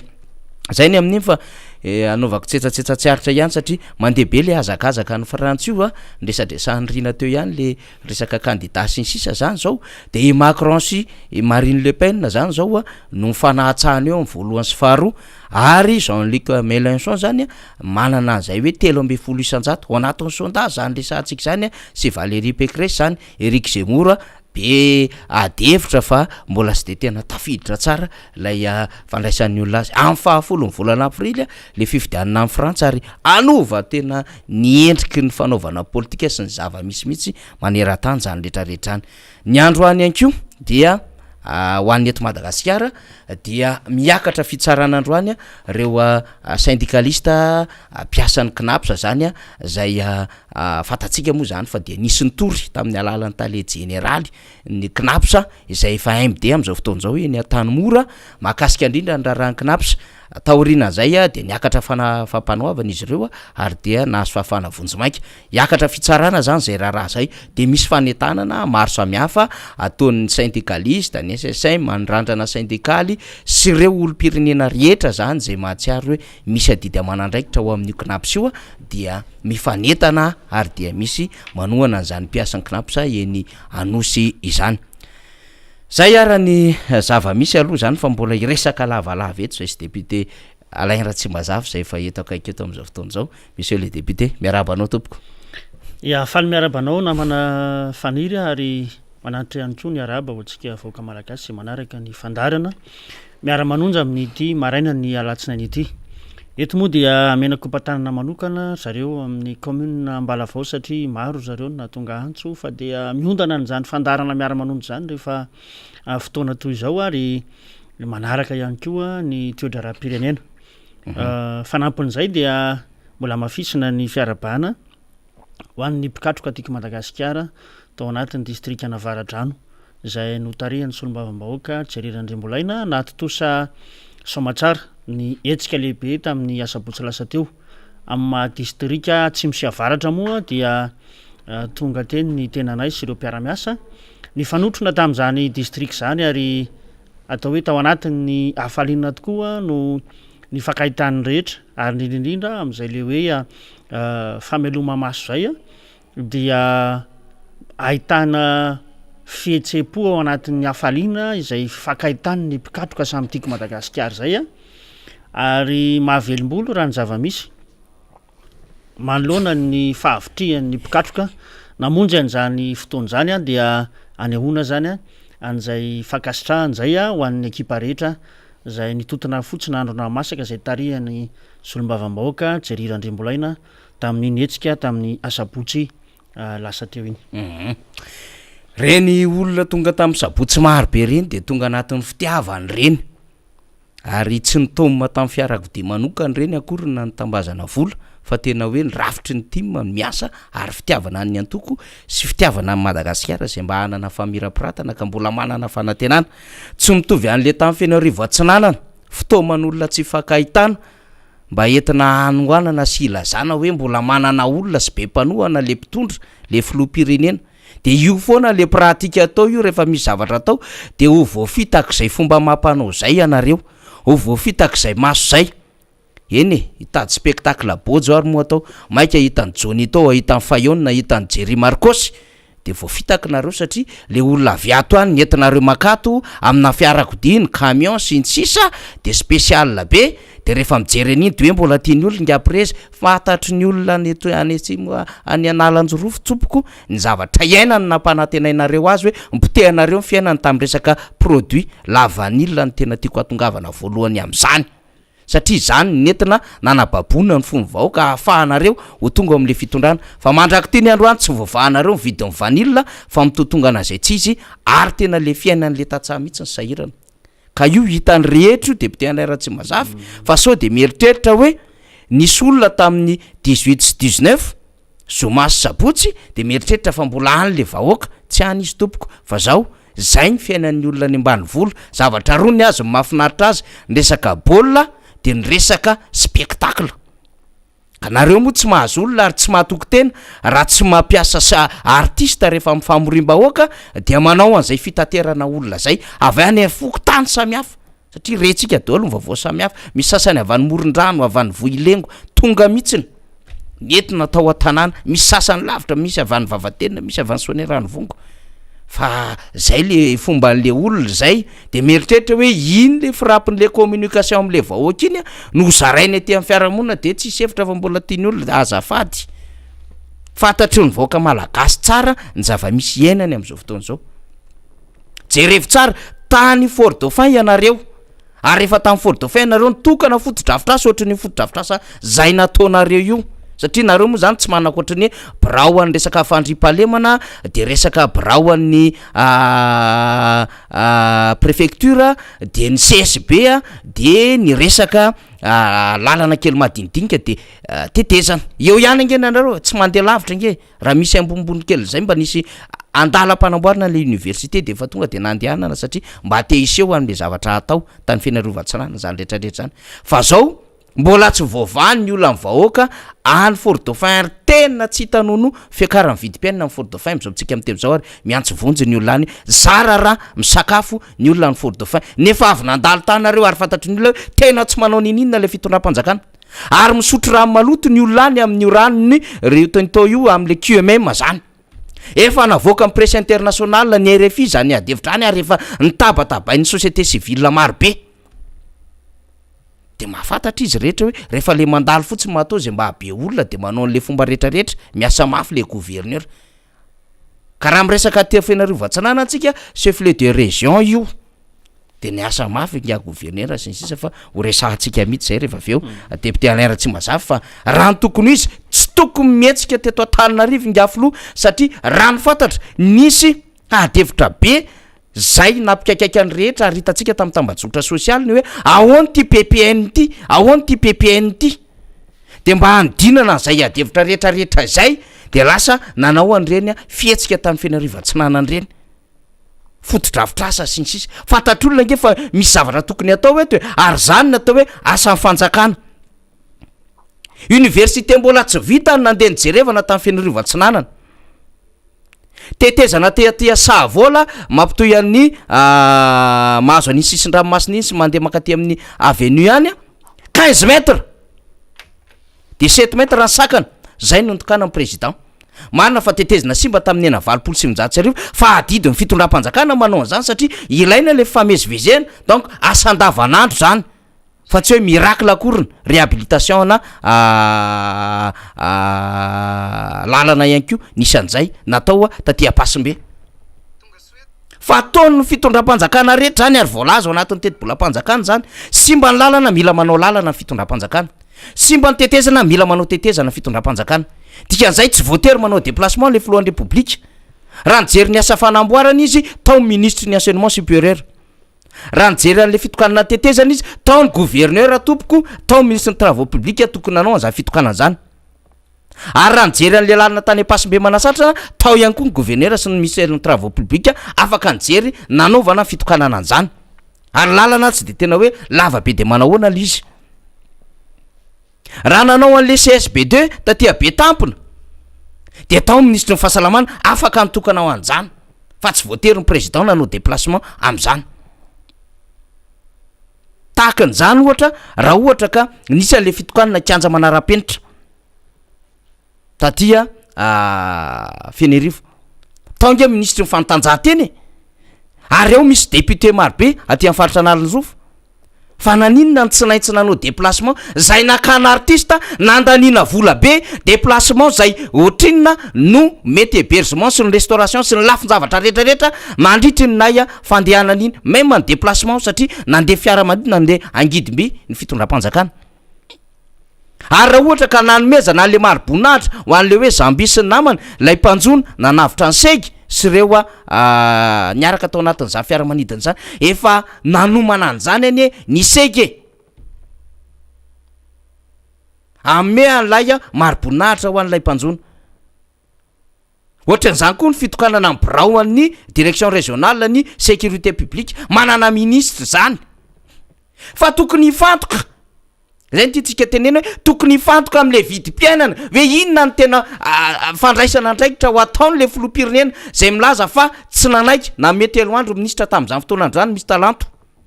afaka ihany misy talanto fa eo izy eo efa andray fahery-taona tsika zao mbola tsy midina le vidim-piainana nanomboka 2019 misy fiakarany vidim-piainana io lay nahalaza be an'le hoe solution kapoka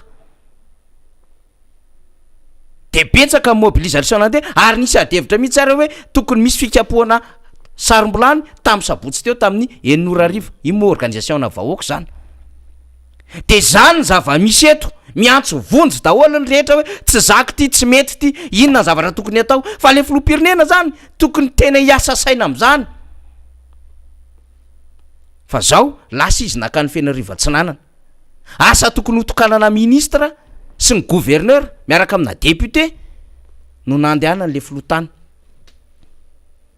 zay adevitra zay ty tsika apetraka mazava tsara misy tsisy misakana mihitsy hoe aza manao fidinany fotony fa fatary tsara aloha ho an'ny adevitra rehetra hoe misy zavatra mila vahana maika eto Madagasikara inona ny vahaolana hoentinareo amin'ny fiakarany vidim-piainana eto Madagasikara io tsy zaka mivahoaka tompoko ny clan vary efa manodidina ty amin'ny 1,3 tsy zaka mivahoaka ny vidin'ny siramamy vidin'ny lafarina ny fiaina mihitsy mipotika anatin'izao zava-misy zao mbola resan'ny député Alain Ratsimbazafy moa fa atao kendriky ny fampidiran'ny adevitra nretrarehetra any misy asa maika miandry an'le fitondram-panjakana de lasa izy mbola nandany volandray tany amin'ny faritra Analanjorofo satria le déplacement filoam-pirenena miaraka amin'ny délégation na miaraka aminy ane volam-panjakana betsaka ny lafa very ao anatin'izany zay zany nefa tokony hanao politique de l'austérité austérité le fitondram-panjakana le fitsitsina ary io tena mahagagatsika mihitsy mba omeo andraikitra le gouverneur ny asa mba hitokana kely an'izay zavatra nataony lay ministra mba hitokana kely ny zavatra nataony mba hisehony fa aza de tena hoe fikirinao filoam-pirenena daholy le fitokanany zavatra rehetra ka eo zany tena apetratsika tsara mihitsiny mifatoha am'le vidim-piainana fa asa fatao andavanandro rehefa tsy ampy ny hôpitaly mitombo mivaoka tsy maintsy manao CSB2 ny fitondram-panjakana normal zany ary efa betsaka ny nanao an'izany nandritry ny repoblika amin'ny fandimy fa tsy voinao tonga tamin'ny 2019 akory ny sambany nanao an'izany teto Madagasikara ohatra zany ny lalana mbola manana devoir nge mbola manana fampanantenana nge anaovana ny URN5 io ianao monsieur président hoe zany ny andrasan'ny olona vitanao ve RN5 zany manomboka tia tamatavy zany mahazo aniny 10 points rehetra jusqu'à trano maro antsetra ho vitanao sa tsy ho vitanao fa tsy lalana kely apasimbe manatsatra tsy miteny mihitsy tsika hoe ratsy fa ilaina ho azany satria mila an'izany vaoka mifamezivezy fa mbola sombony ao anatin'ny andrasana momba ny URN5 io zany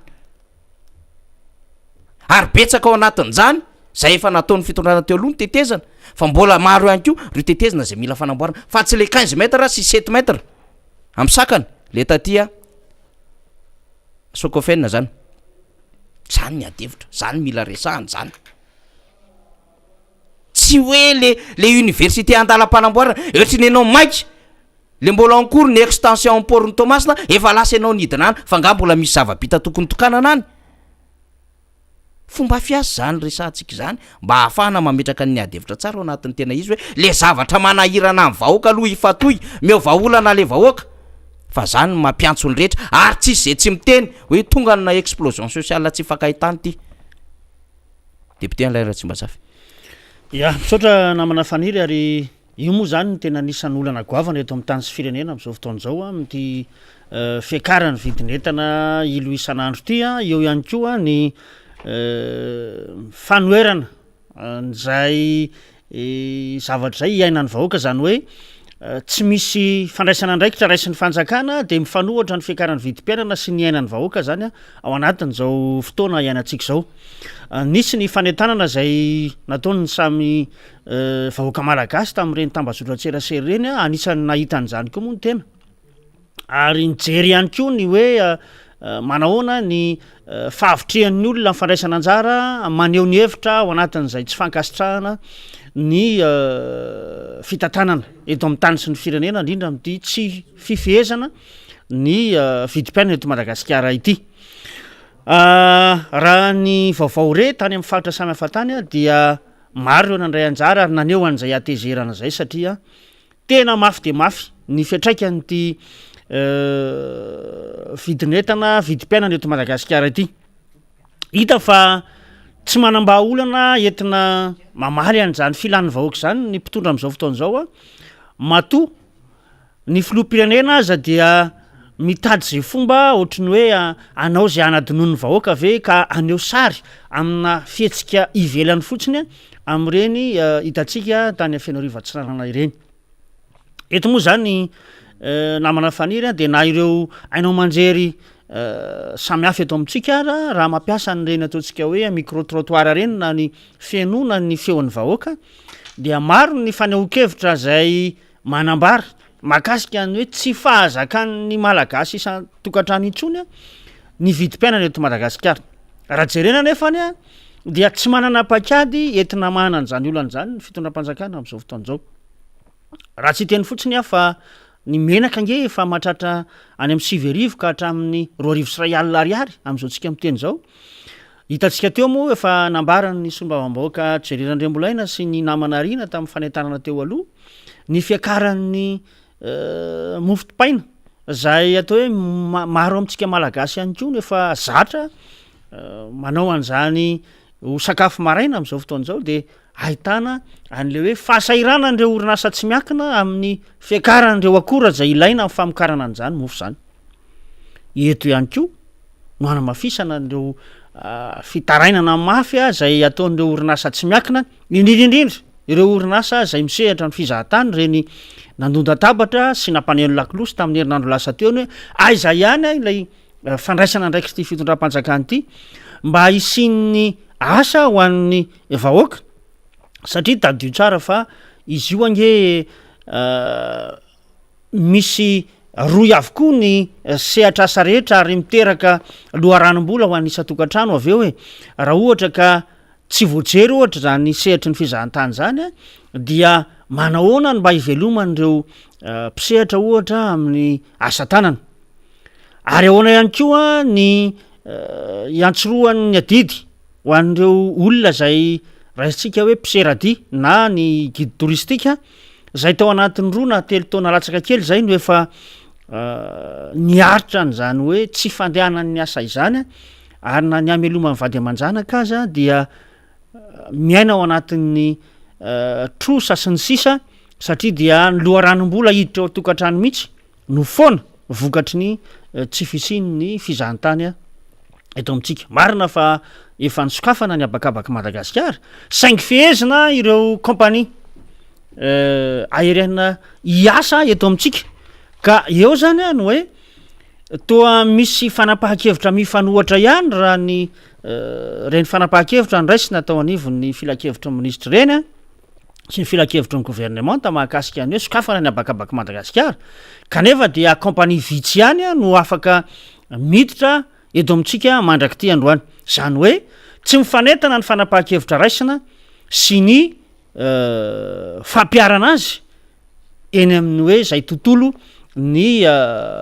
fisokafana amin'ny sehatry ny fitaterana anabakabaka izay izany rehetrarehetra zany no hitantsika ny hoe tsy fahaizana mametraka ny rindran-damina amin'ny sehatry ny ary ekonomika eto Madagasikara tadio fa maro ny mety azo tombotsoa amin'ny fiodonan'ny orinasa na ny hôtely zany na ny eo amin'ny sehatry ny asa tanany zany na amin'ny lafin'ny fitaterana anatiny zany reny rehetra reny no manome atsika tombondahany makany amin'ny ekonomia eto Madagasikara ka ahafahan'ny sehatra rehetra miodina amin'izay lafiny ary ekonomia sy sosialy izay eo moa zany dia tsara ihany koa no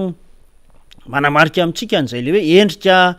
fisehosehoana ivelany zay ataonyty fitondram-panjakana ty zay entina ambaboana ny vahoaka malagasy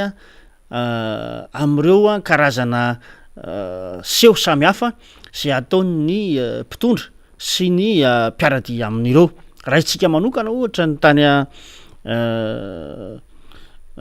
lalana zay makany Ambondromamy makany Atsiranan'iny de tamin'ny 10 volana septambra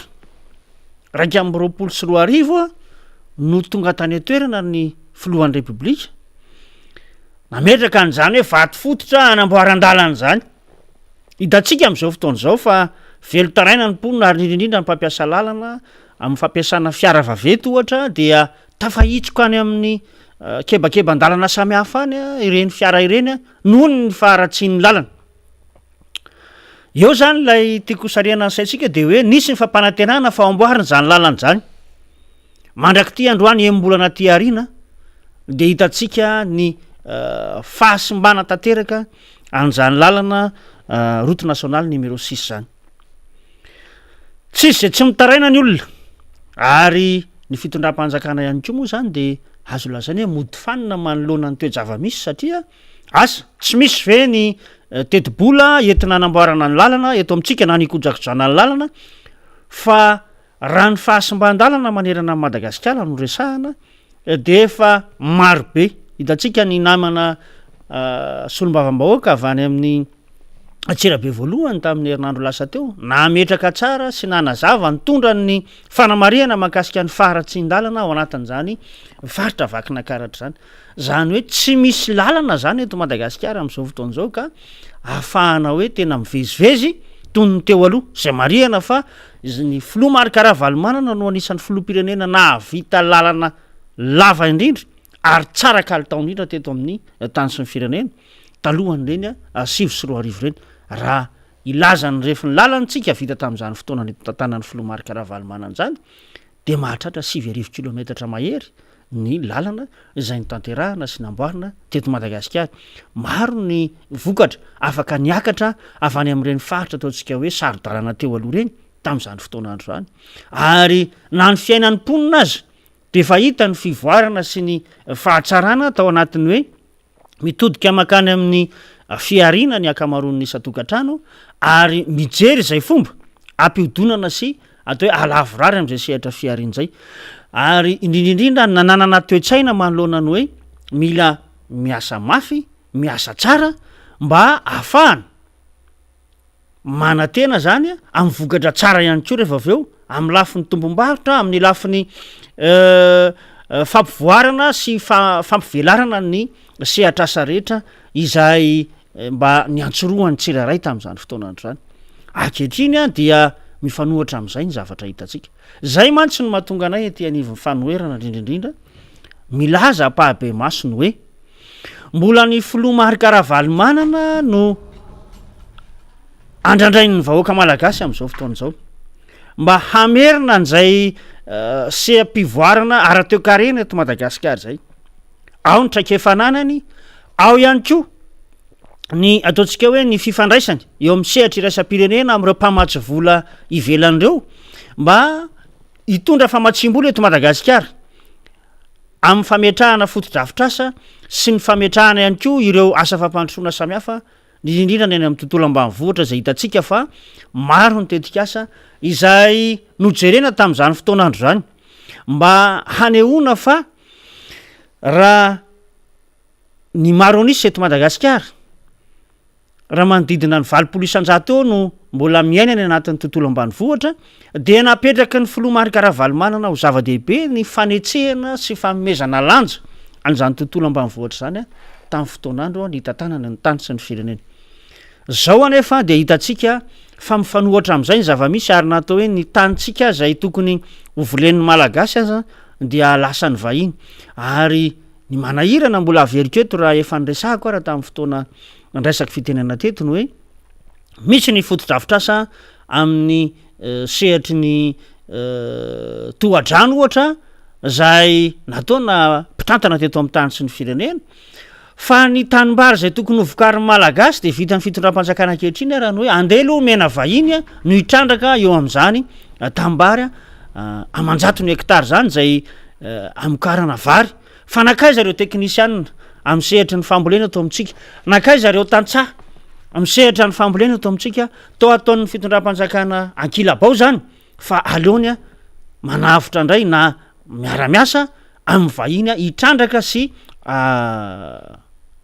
amevo zany an'izany tany fambolena zany izany rehetrarehetra zany nefa isotomako ny saitsika ny hoe toadininy ty fitondrana ty ilay vahoaka malagasy indrindra reo misehatra amin'izany tontolo ambanivohatra zany raha tsy miezaka amin'ny herin'ny tenany zany lay vahoaka malagasy dia tsy mba antenaina mihitsy zany fanampiana avy amin'ny fitondram-panjakana zany mifanohatra amin'izany anefa ny teny zay ambaran'ny ireo mpitondro ireo foniziny rotsaka ho hovidina tamin'ny fotoanandro dia izay no mahatonga ny ety anivon'ny fanoherana mijoro ary manaitra atsika vahoaka malagasy hoe tena efa tsy rariny tsondra ny zavatra misy iainana am'izao fotoana zao eo ny fiakaran'ny vidim-piainana eo ny fahatrana lalina zay manjony isa-tokantrano eo ny fahaverezana asa isan-karazany eo ny tsy fiodonan'ny orinasa eto amintsika fa toa olombitsy no mahazo ny tombontsoa am'ity fireneny ity fa lay vahoaka malagasy zay manodidina ny 7 tapitrisa dia toa tompony mangatakatony ihany eto amin'ity tanitsy ny fireneny ity ka fotoana angamba izao afahantsika mandinika sy mandray ihany ko fanapahan-kevitra amin'ny fotoana zay mety ilanan'izany ny hanovana tanteraka ny tantaranyity Madagasikara ity fa tsy rary no zay raha toy izao ny iainana satria dia mifampitoy loatra zany fampijaliana na ataontsika hoe fahasairanana iainana eto amin'ny tany sy firenena zany ka eo indrindra namana faniry no isotomatsika sy any an-tanantsika foana ny vahoaka malagasy rehefa tonga amin'ny fotoana anehoanao an'izany safidy zany de voalohany aloha aza malainitsika ny handray anjara ao anatin'izany fifidianan'izany ny faharoa entanitsika mba hifidy an'izay olona hitatsika fa mendrika ny tantana nyity fireneny ity ny fahatelo dia isika vahoaka malagasy ihany ko dia manana didy amin'ny hoe aokotsika anana toe-tsaina ny hiary fa tsy hiandry fotsiny na hoe tolorana fotsiny fa tena anana toe-tsaina ny hiary isika ary atao hoe tarigetra n'zany filomarika rahavalimanana zany ny hoe miasa tsara miasa mafy zay ihany no ahafahantsika manana antoka ny hoavindreo taranaka faramandimbotsika ireo satria dia ny firenena anankiray matomandroso de ny vahoaka ho amin'ny ihany ko de manana ny finiavana ny asa sy amokatra ho an'ny fireneny fa ny zavatra hitatsika am'izao fotoana zao mantsy dia toa zariny ty fitondrany tya amin'ny fanomezana vatsitsindrosika na tosika afamentsika anafarany vary any ivelantsika dia variana eo tsika dia tsy manana n'le toe-tsaina ny amokatra itsony fa de miandry an'izay mety ho fanampiana fotsiny eo ka any amin'ny androm-pifidianana zay matetika ny tena ahitatsika an'le hoe voavidiny amin'ny vola kely indraindray malagasy ka ilay safidy mihitsy no lasa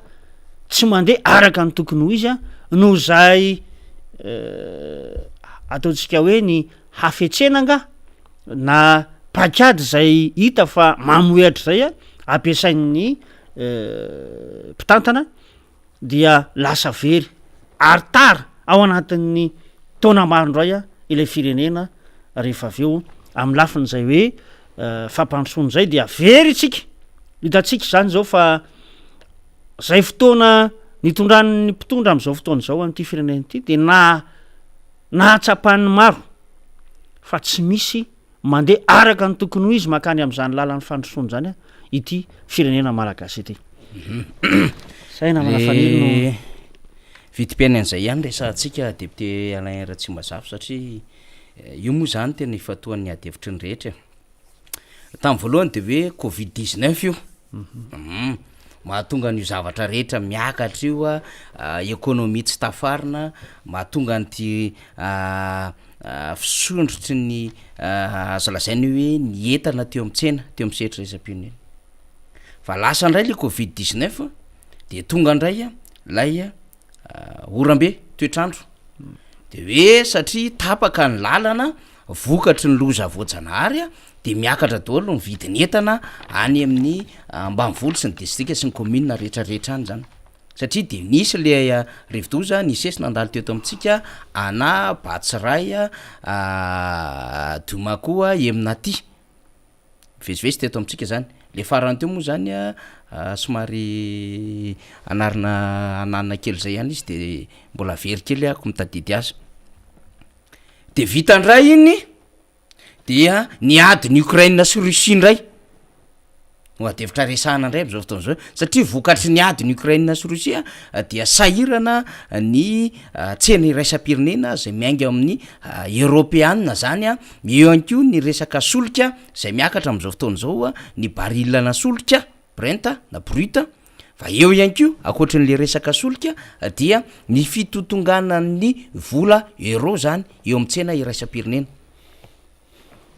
de betsaka no produit zay bloqué ary miakatra be eo amin'ny tontolo ny tsena maneran-tany zany hoe le fitondram-panjakana zany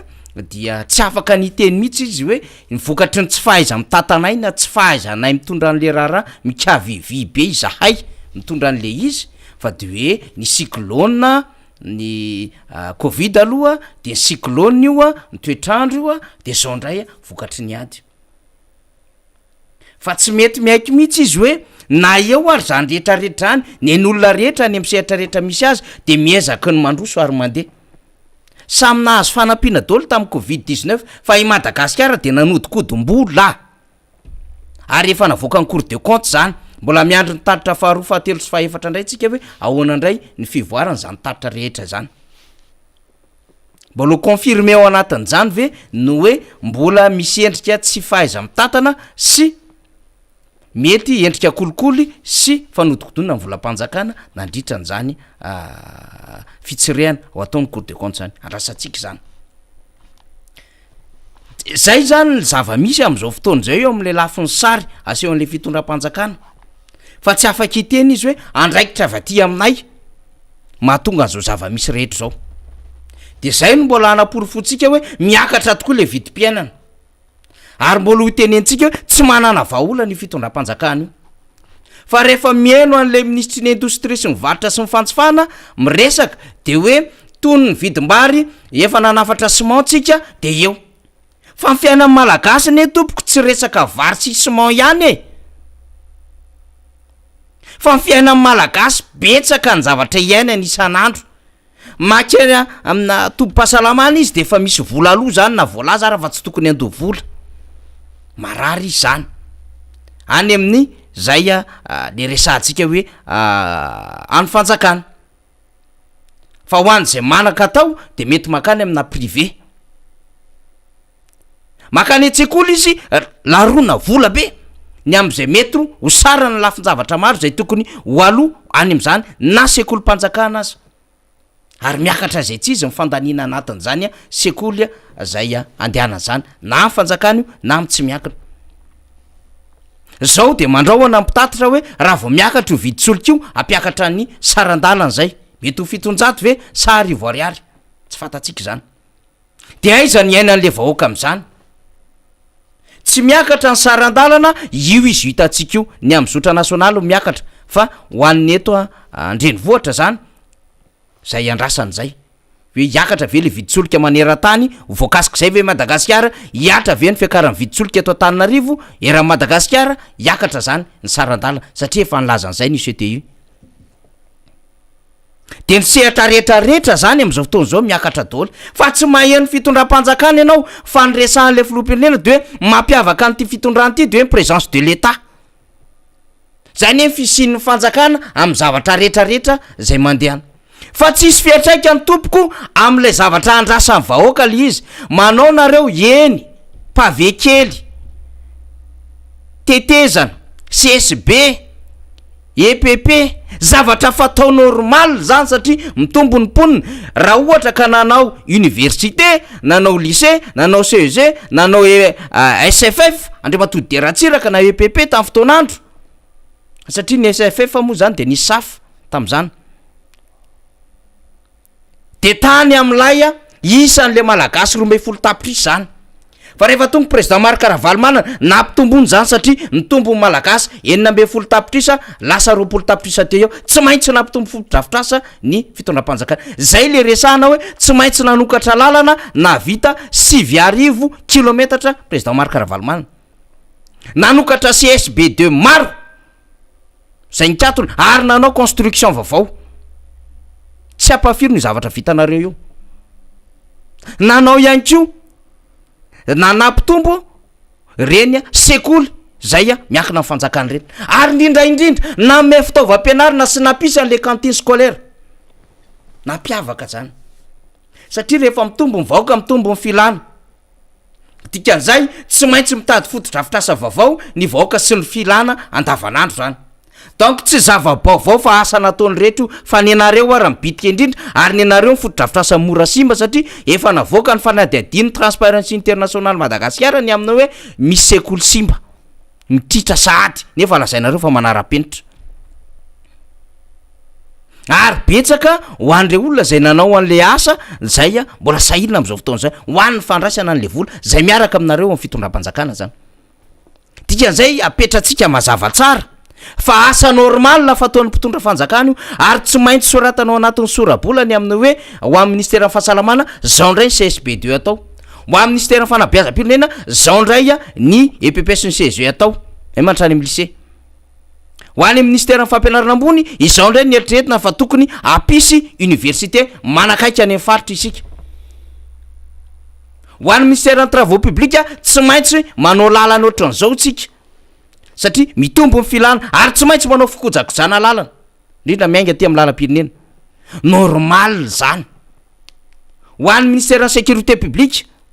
nansaiky mampitombo ny effectifany manatona ny vahoaka amin'ny poste avancé sy manangana an'ireny direction régionale rehetrarehetra ary manatsara ny trano normal zany aty amin'ny taona 2024 ve de mbola anana trano ratsy handraisana sy fitaovana tsizy ny mpitandro ny filamina ahafahana miady am'ireo jolasy dahalo sy totakely samihafa ny olona efa lasa lavitra any amin'ny firenena hafa itsika mbola sahirina am'ireo fitaovam-piadiana entina miatrika am'ireo dahalo sy jola de tsy normal zany hoe mahita ianao polisy na zandary mody fa tsy ampy fitaovam-piadiana ka raha misy manao intervention misy zavatra mitrangatamy mandondona any ambaravarandreny olona tompona andraikitry ny filaminanireny vaoka tsy manana ninina izy na moto tsy ananany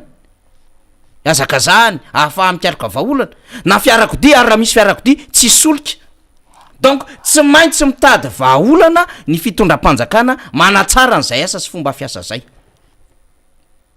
izany ny fiainany vahoaka zany ny vary no hoan'ny vahoaka malagasy tamin'ny taona 27 tsy mitovy-tsony ho an'ny vahoaka malagasy aty amin'ny taona 7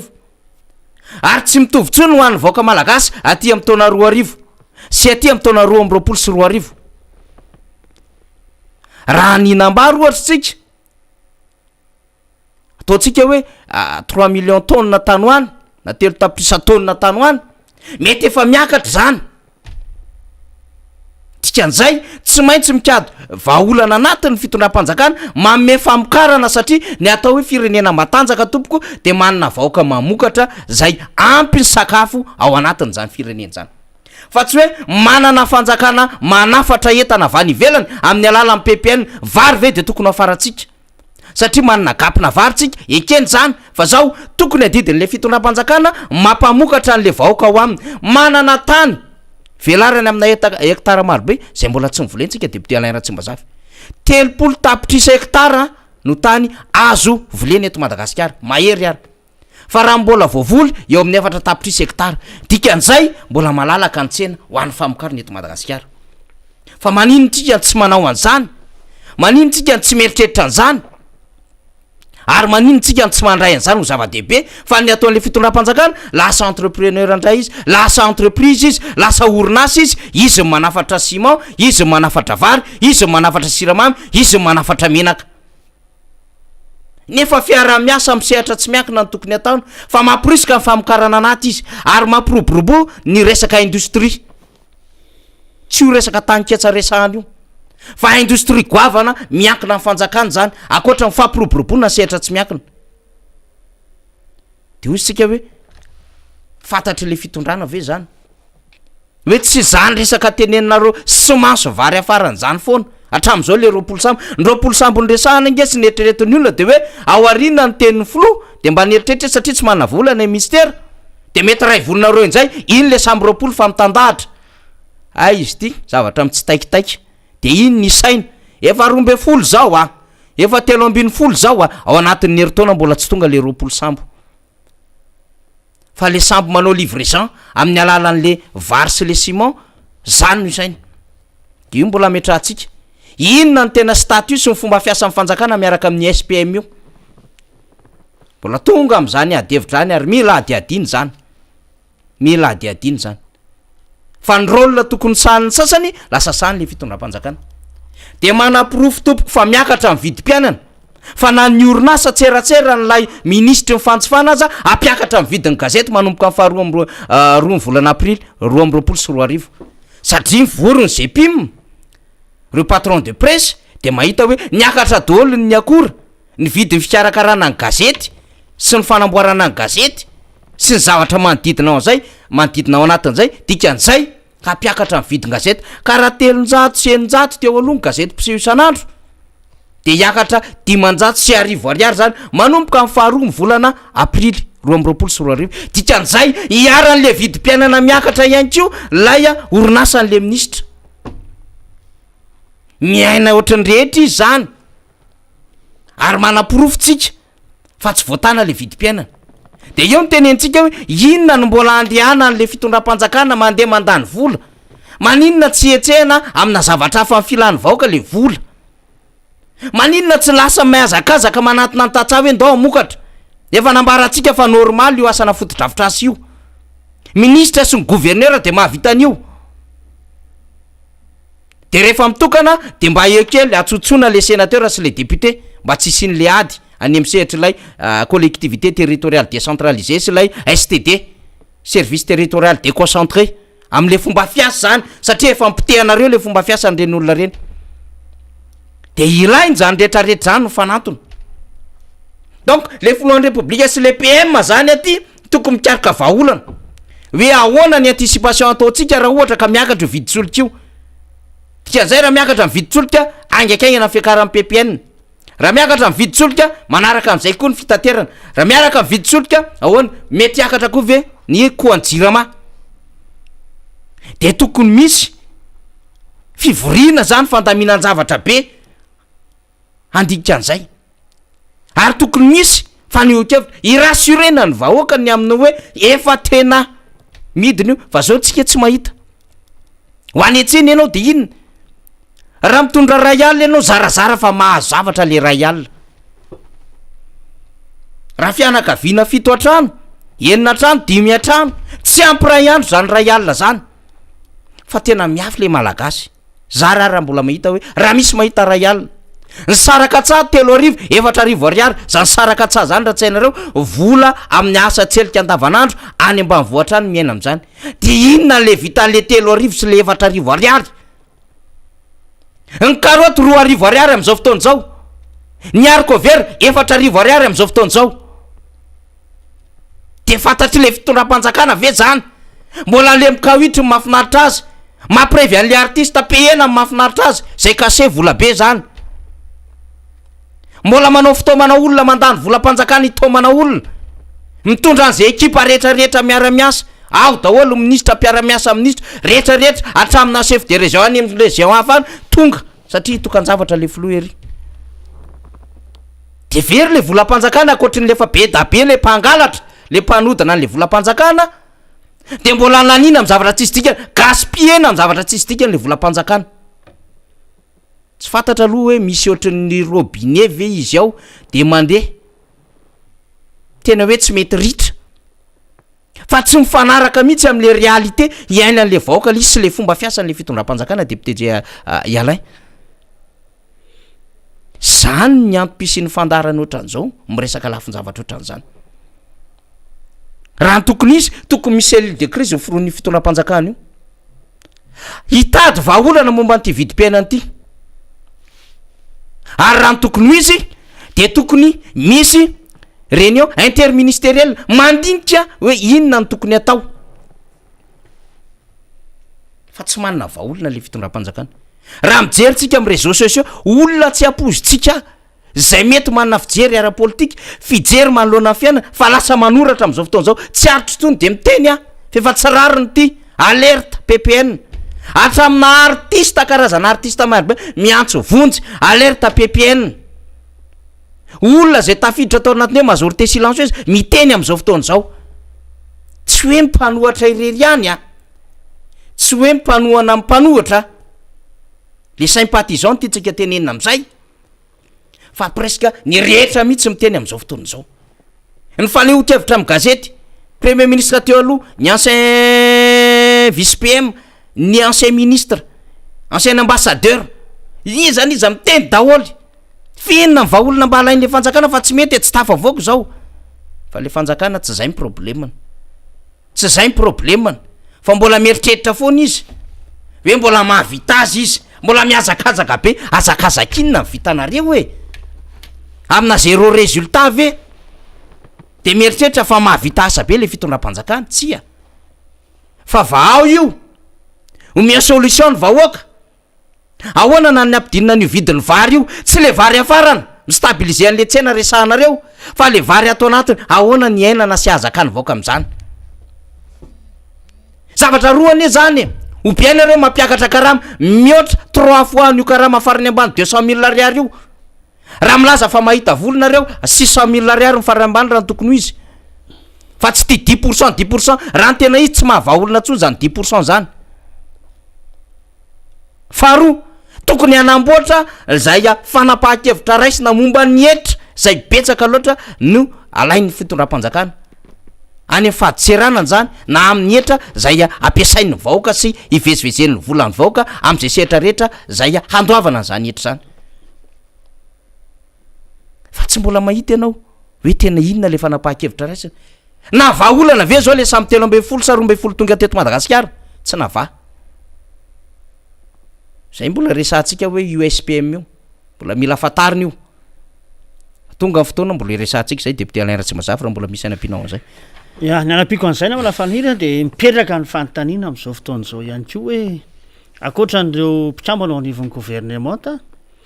inona marina ny tena asa no tanterahany antsoina hoe cabinet Rothschild teto amitsika satria voasoratra ny anaty teti-bolam-panjakana anisan'ny mpikambana ao anatin'ny commissionna ny vola eny anivon'ny anteny meram-pirenena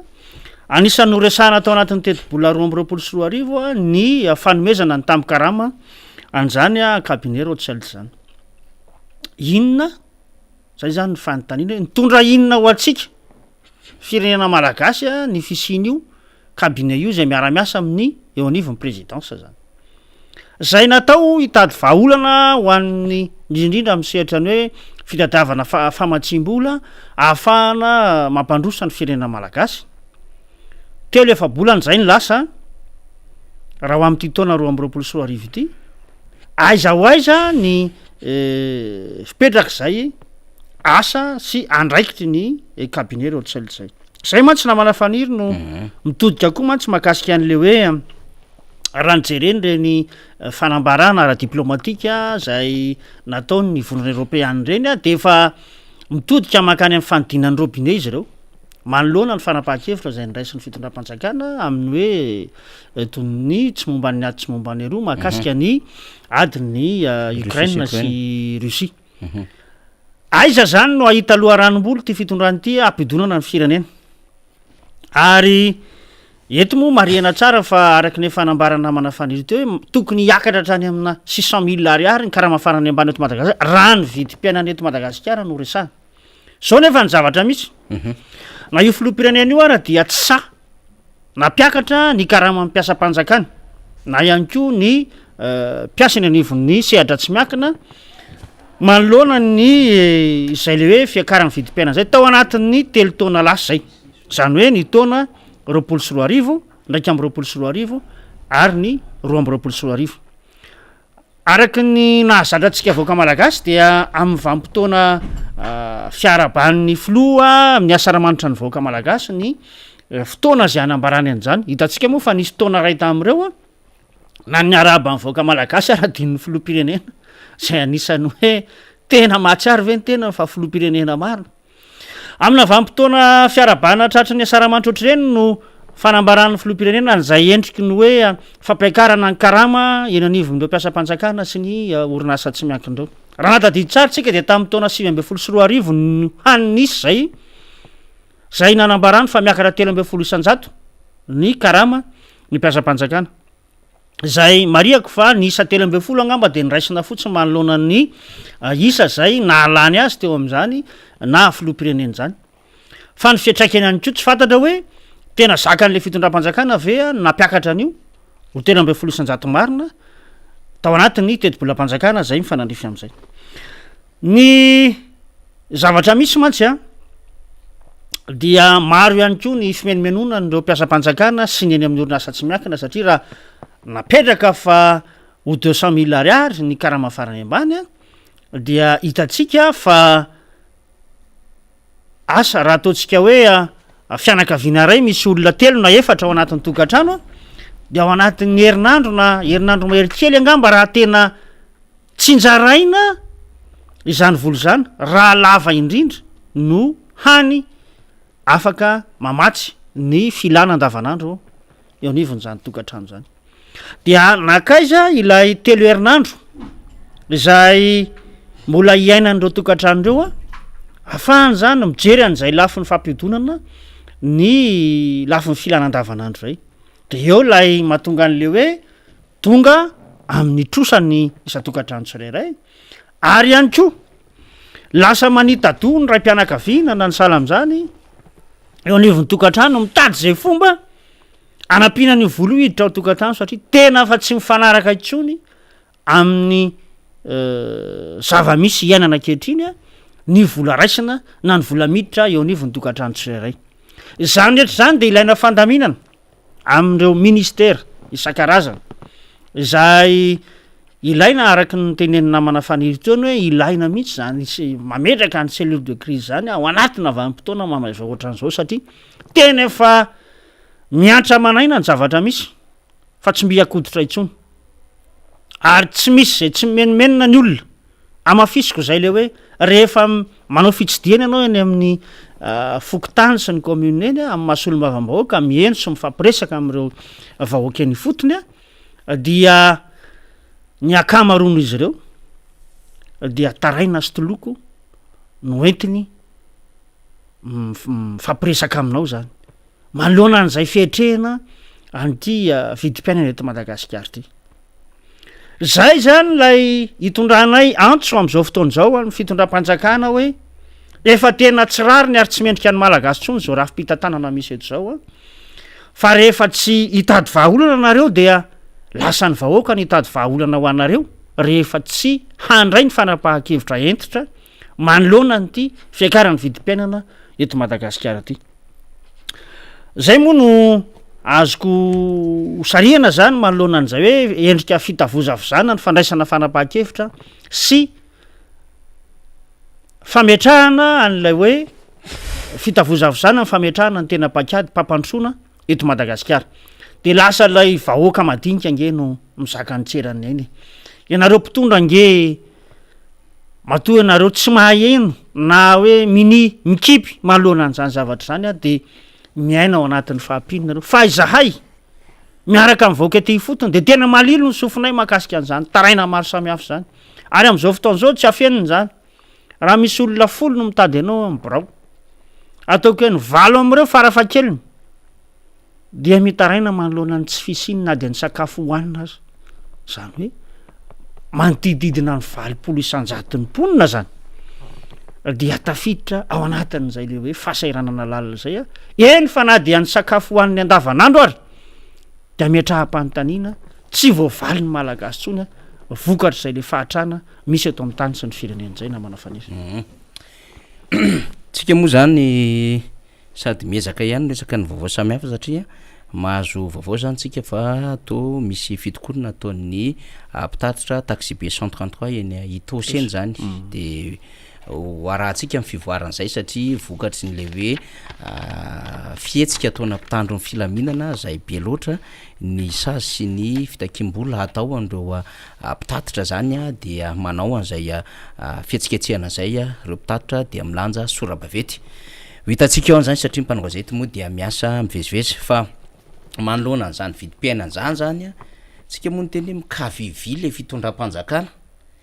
de asana izy mikavivy fa napiditra avy izy zany antoko avy ao anatin'le gouvernemanta nahazo ministra anankiroa mihitsy de nahazo ministra roa le avy zay manko ny ipetrahan'ny adefitsika tsara am'izay de tena raha tsy mazafy satria zao tamin'ny heritaona nanao an'lay congrès paritra le antoko de nitabataba tamin'le fitondram-panjakana tsy mety zao zavatra zao ary zay de anisany jery sy anisany manoana an'le fitondram-panjakana fa zay koa de tsy manaika an'lay azo lazaina fa lay fietsika zany ary ny teny mihitsy hoe ny avy irery ihany ny tao amin'ny herideny tsy manana andraikitra ao anatin'izany gouvernement zany fa mbola nyteny koa tamin'ny fitetezam-paritra amin'ny filohan'izany avy zany de ny hoe nisy taona dia nanafarana olona ry zareo nisy olona tao anatin'izany antoko zany avy any frantsa hoe ho atao ministra kanefa dia tsy nitendrena ministra indray de sorena lay mpitarika ny antoko avy zany hoe efa nisy frustration be tao ary tonga hatram'le hoe mbola eritreritra am'izay kandida ho toanany le antoko avy de tao le frustration ka raha niala zany le MMM de nampidirina am'izay le avy am'le heritaona sy tapany ny ambony zay le izy de variana ihany tsika mieritreritra an'izy hoe izy ty ve zany satria zay ny vokatry ny adevitra politika any ambony ihany de tsy maintsy naprevena le namana ary efa misy ny ala tao anatin'lay lakana loka na misy tombaka dikan'izay tsy maintsy tsetsemana tsy maintsy ho ampidirina ao zay tsy tafiditra fa mba tsy isy ny fimenimina be loatra zany de ny teny moa zany ny avy hoe manana anankiroa izy ny ministera mine zany sy ministera ny fitaterana zareo moa zany ity antoko avy ity de mametraka foana am'le foto-kevi-debeny hoe bonne gouvernance fanjakana tsara tatana sy état de droit fanjakana tandalana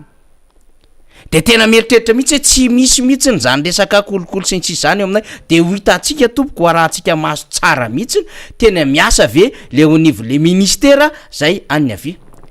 misy manahirana ihany menan'le ny ministeranay raha nambarany zareo zany hoe ao anatin'izany zany de hoe tsy ekenay nisy kolikoly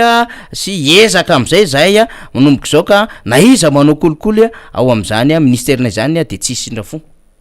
tsara le foto-kevitra tsara le zavatra ao atao satria mifandraiky am'le hoe fanjakana tsara zany fa le ny ministeranay any vahoaka tompoko io ny vahoaka mandoha vola amin'io fa tsy an'ny antoko io fa ny tokony fitenangama de ny ministera zay nomena ny antoko zay iandraikitra azy nanakinina taminy zany ny amin'ny fampandehanana azy amin'ny olona vao am'le antoko zay ny mendrikimendrika kokoa am'le fomba fiteny fa tsy hoe le anay satria le anay zany dikan'izay zany de hoe ny olonay daholo ny zavatra ataonay rehetrarehetra ny momba ny fanodinana rehetrarehetra anay donc miengagé responsabilité zay fa nay janona zany eo am'le fomba fiteny zay zany ty fitondram-panjakany ty de iteny koa ny sasany ny ministeranay ozy ny maintso ay amin'ny maintso le environnement satria zay navera avy any frantsa hony zany le raha noatra ny sasany nafarany eo io zany mbola problématika daholo zany rehetrarehetra zany de iteny koa ny sasany hoe ny ministeranay atao miserasera ny ministeranay atao am'izao de samy mamariparitra ohatry ny hoe tany le gouvernement zany de samy mamariparitra de tonotono ray aloha ny rano satria nahazo seza de raha ny teny hoe mbola andinika am'izay mety fiara-miasa nylaza n'le frustration hoe manana manam-pahaizana ane zany avy zany fa ahoana ny tsy mba jerevany zay fa tsy lany olo mangy ohatr'izay mihitsy ny fomba fiteningarany azy de io zany zao nareo nakinina aminareo le izy de anareo le ministera de mba mindrandra ny resy mbola isy volamena ivoaka ve mbola misy vaky karerana resaka rena kibony tany ve mbola ifanjevona ary misy angalatra ny vato amina conteneur ho rahantsika maso zany isy scandale aveo am'izany ministera zany même matraty any transport ho vitanareo ve manavitra ny hermady tantara hafa koa zay io resaka fitaterana iakatra io ho maîtrisenareo ve zany saran-dalany zany vitantsika koa zany fa tazomitsika tsara mihitsiny amin'ny teniny reto olo reto satria manko nandray rehefa mandeha ohatran'izao le raharaha de verina hoe zavatra mandehandeha ho azy amin'ny fotsiny fa tsy misaina le vahoaka tsy mandinika azy fa zay ho any antom-pisiny ny fandarantsika deputé Alain Ratsy Mazafy satria efa mifaritana ho azy samy manana zany izy menakavy ity le gâteau de efa samy manana morceau ana gâteau inona moa zany le fomba fiteny azy portion efa le tany manko zany zao morcellement ndray efa atsaiko satria efa atao am'le karana reto ndray azy satria efa misy vavoafa ndray reko any ambadiky any sisisa de efa avy ndray zany le portion ana gâteau efa iny le gâteau be iny zany efa ifampizarana de faly ndray sasany mbola iaraka am président zay ary vonina nohanana azy 2023 ka nasezaka nahazo gâteau zay nge le izy fa rehefa tsy nahazo gâteau tsy nahazo tompona andraikitra any présidence tsy nahazo anaty gouvernementa de mbola nitabataba aloha frustré de milaza fa hoe tena misy zavatra tsy mety indreve zay manana manam-pahaizana zay rery ihany tsy manana olona ao anatin'izany gouvernement zany fa rehefa nahazo teny nahazo seza de miovatra amin'ny fomba aviteny de ao daholo zany efa daholo ry manam-pahaizana de ampiasao tsara ny ato ampiasao tsara ny fomba mampanao nareo rehetra ahafahanareo mamoaka Madagasikara ao anatin'izao crise zao feto atsika tena idinika ijerevantsika tsara mihitsy ho arahantsika tsara mihitsiny nahatazona ny tenina taony ve zany olona zany sa tena mbola andeny ny afiaram-bolamena izy menakavy eo anko inga mpanao volamena fa nisy fotoana ny lehibe anty atoko ty ny tantaran'izany resa-bolamena zany manatona andraha anareo rehefa resaka volamena sintsisa fa izy mpanao an'izany efa nisy an'izany inge teto ka asa le lazain'le premier ministre tsy napidy-bolam-panjakana mba hapiditra ve ary tsy ho baranahany ve fa mahavariana sy mahagagatsika zany io trano mijoalajoala any Dubai any Abu Dhabi trano volamena malagasy mpandrara avy any Dubai zay mifandray a Madagasikara no manana an'izany fitatsika eo aloha fa nisy olona roa namoana IST ao anatin'le voarorisy voaresaka ancien ministre ndray de ndray député en exercice fa tokony isy IST ifanaraka andreo rehetrarehetra voasaringotra ao anatina rara mafana am'izao fotoana zao mba tsisy ho tafapritsaka raha zay nieritreritra fa hoe manao an'ilay état de droit le fitondram-panjakana tsy isika no mibaiko am'izany fa normal zany fa io koa moa na misy IST raha mbola misy lasa ihany satria malalaka be le fivoahany eto amintsikako mampalahelo le rara fa tsika zany de mandinika tsara manomboko zao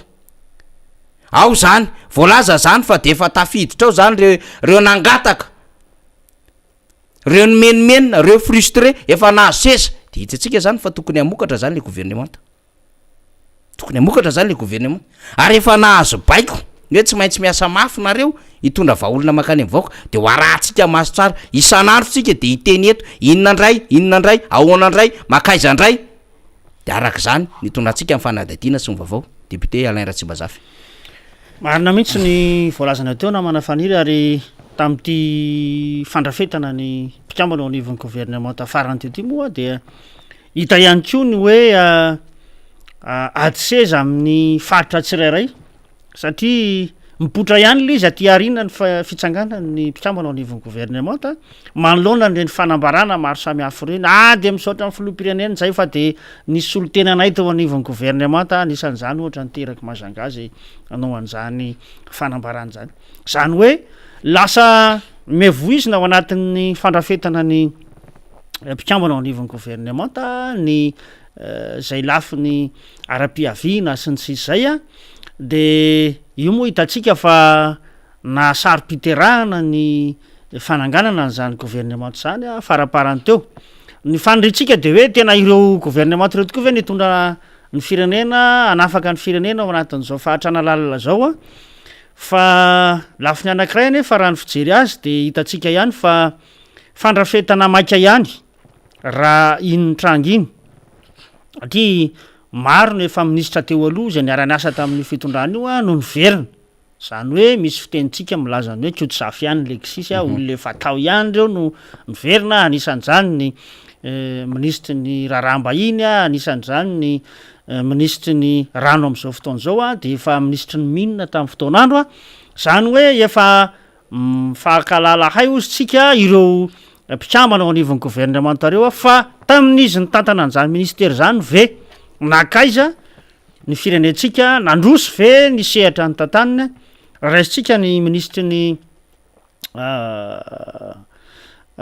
ny raharaham-bahina de hitatsika fa nitazona ministera ny fitantanam-bola sy ny teti-bola zany teo aloha tao anatin'zany ministera zany de anisan'ny tompona ndraikitra voalohany izy tamin'ireny fitantanana ny volam-panjakany reny tao anatin'zany ny isan'zany ny covid zay mbola mafisiny eto hoe miandry zay ny mbola tatitra manaraka avoaka ny cour des comptes mahakasika an'zany fitantanam-bola nandritra ny covid zany satria maro be ny fandikan-dalàna ary maro be ny vola vodikodina tao anatin'zany raharaha covid-19 teto amintsika zany ka tsara zany mametraka an'izay hoe ireo ministra maromaro zay tafaverina ao anatin'ny ministera ireo ve hanova zavatra marina eto amin'ny tany sy ny firenena raha izao efa fotoana foy ataperany mandany filohandro rajoely zao no jerena eo aloha zany tsika de miandry député raha tsy mazava satria sarotra ihany ny anatenana zany satria rehefa mandeha zany io adevitra momba ny cour de compte io ka miasa daholy ny rafitra rehetrarehetra zany organe na contrôle na finance publique hijery ny juridiction compétente fitsarana maefa de ndikan'izay ministra teo aloha naverino anatin'le gouvernementa tsy maintsy voapagnitra tsy maintsy voantso satria tao anatin'lay fitantanany zany ary zay manodidina rehetrarehetra zay le tenenitsika kotsatsany hatrany ampiandohana hatrany amin'ny présidence ty raharaha ty raha ohatra iny resantsika zany satria facture proforma ngesa inona namoahana vola ary tsy manaraka texte momba ny famoaham-bola mpanjakana mihitsy azy na de ao anatin'ny amehana misy alefa vola raha ny vola sasany zany alefany amin'ny aizany traçabilité tsisy le tsy hita mihitsy le traçabilité an'izy peta be zany ny kotsa ao anatin'io adevitra io député raha tsy mazavy ary zay ny raharitsika hoe andeha araky ny tokony izy knapsa ihany ko hitaza-potsiny ve ny mpanolo-tsaina ny tanàna amin'io rara 11 milliard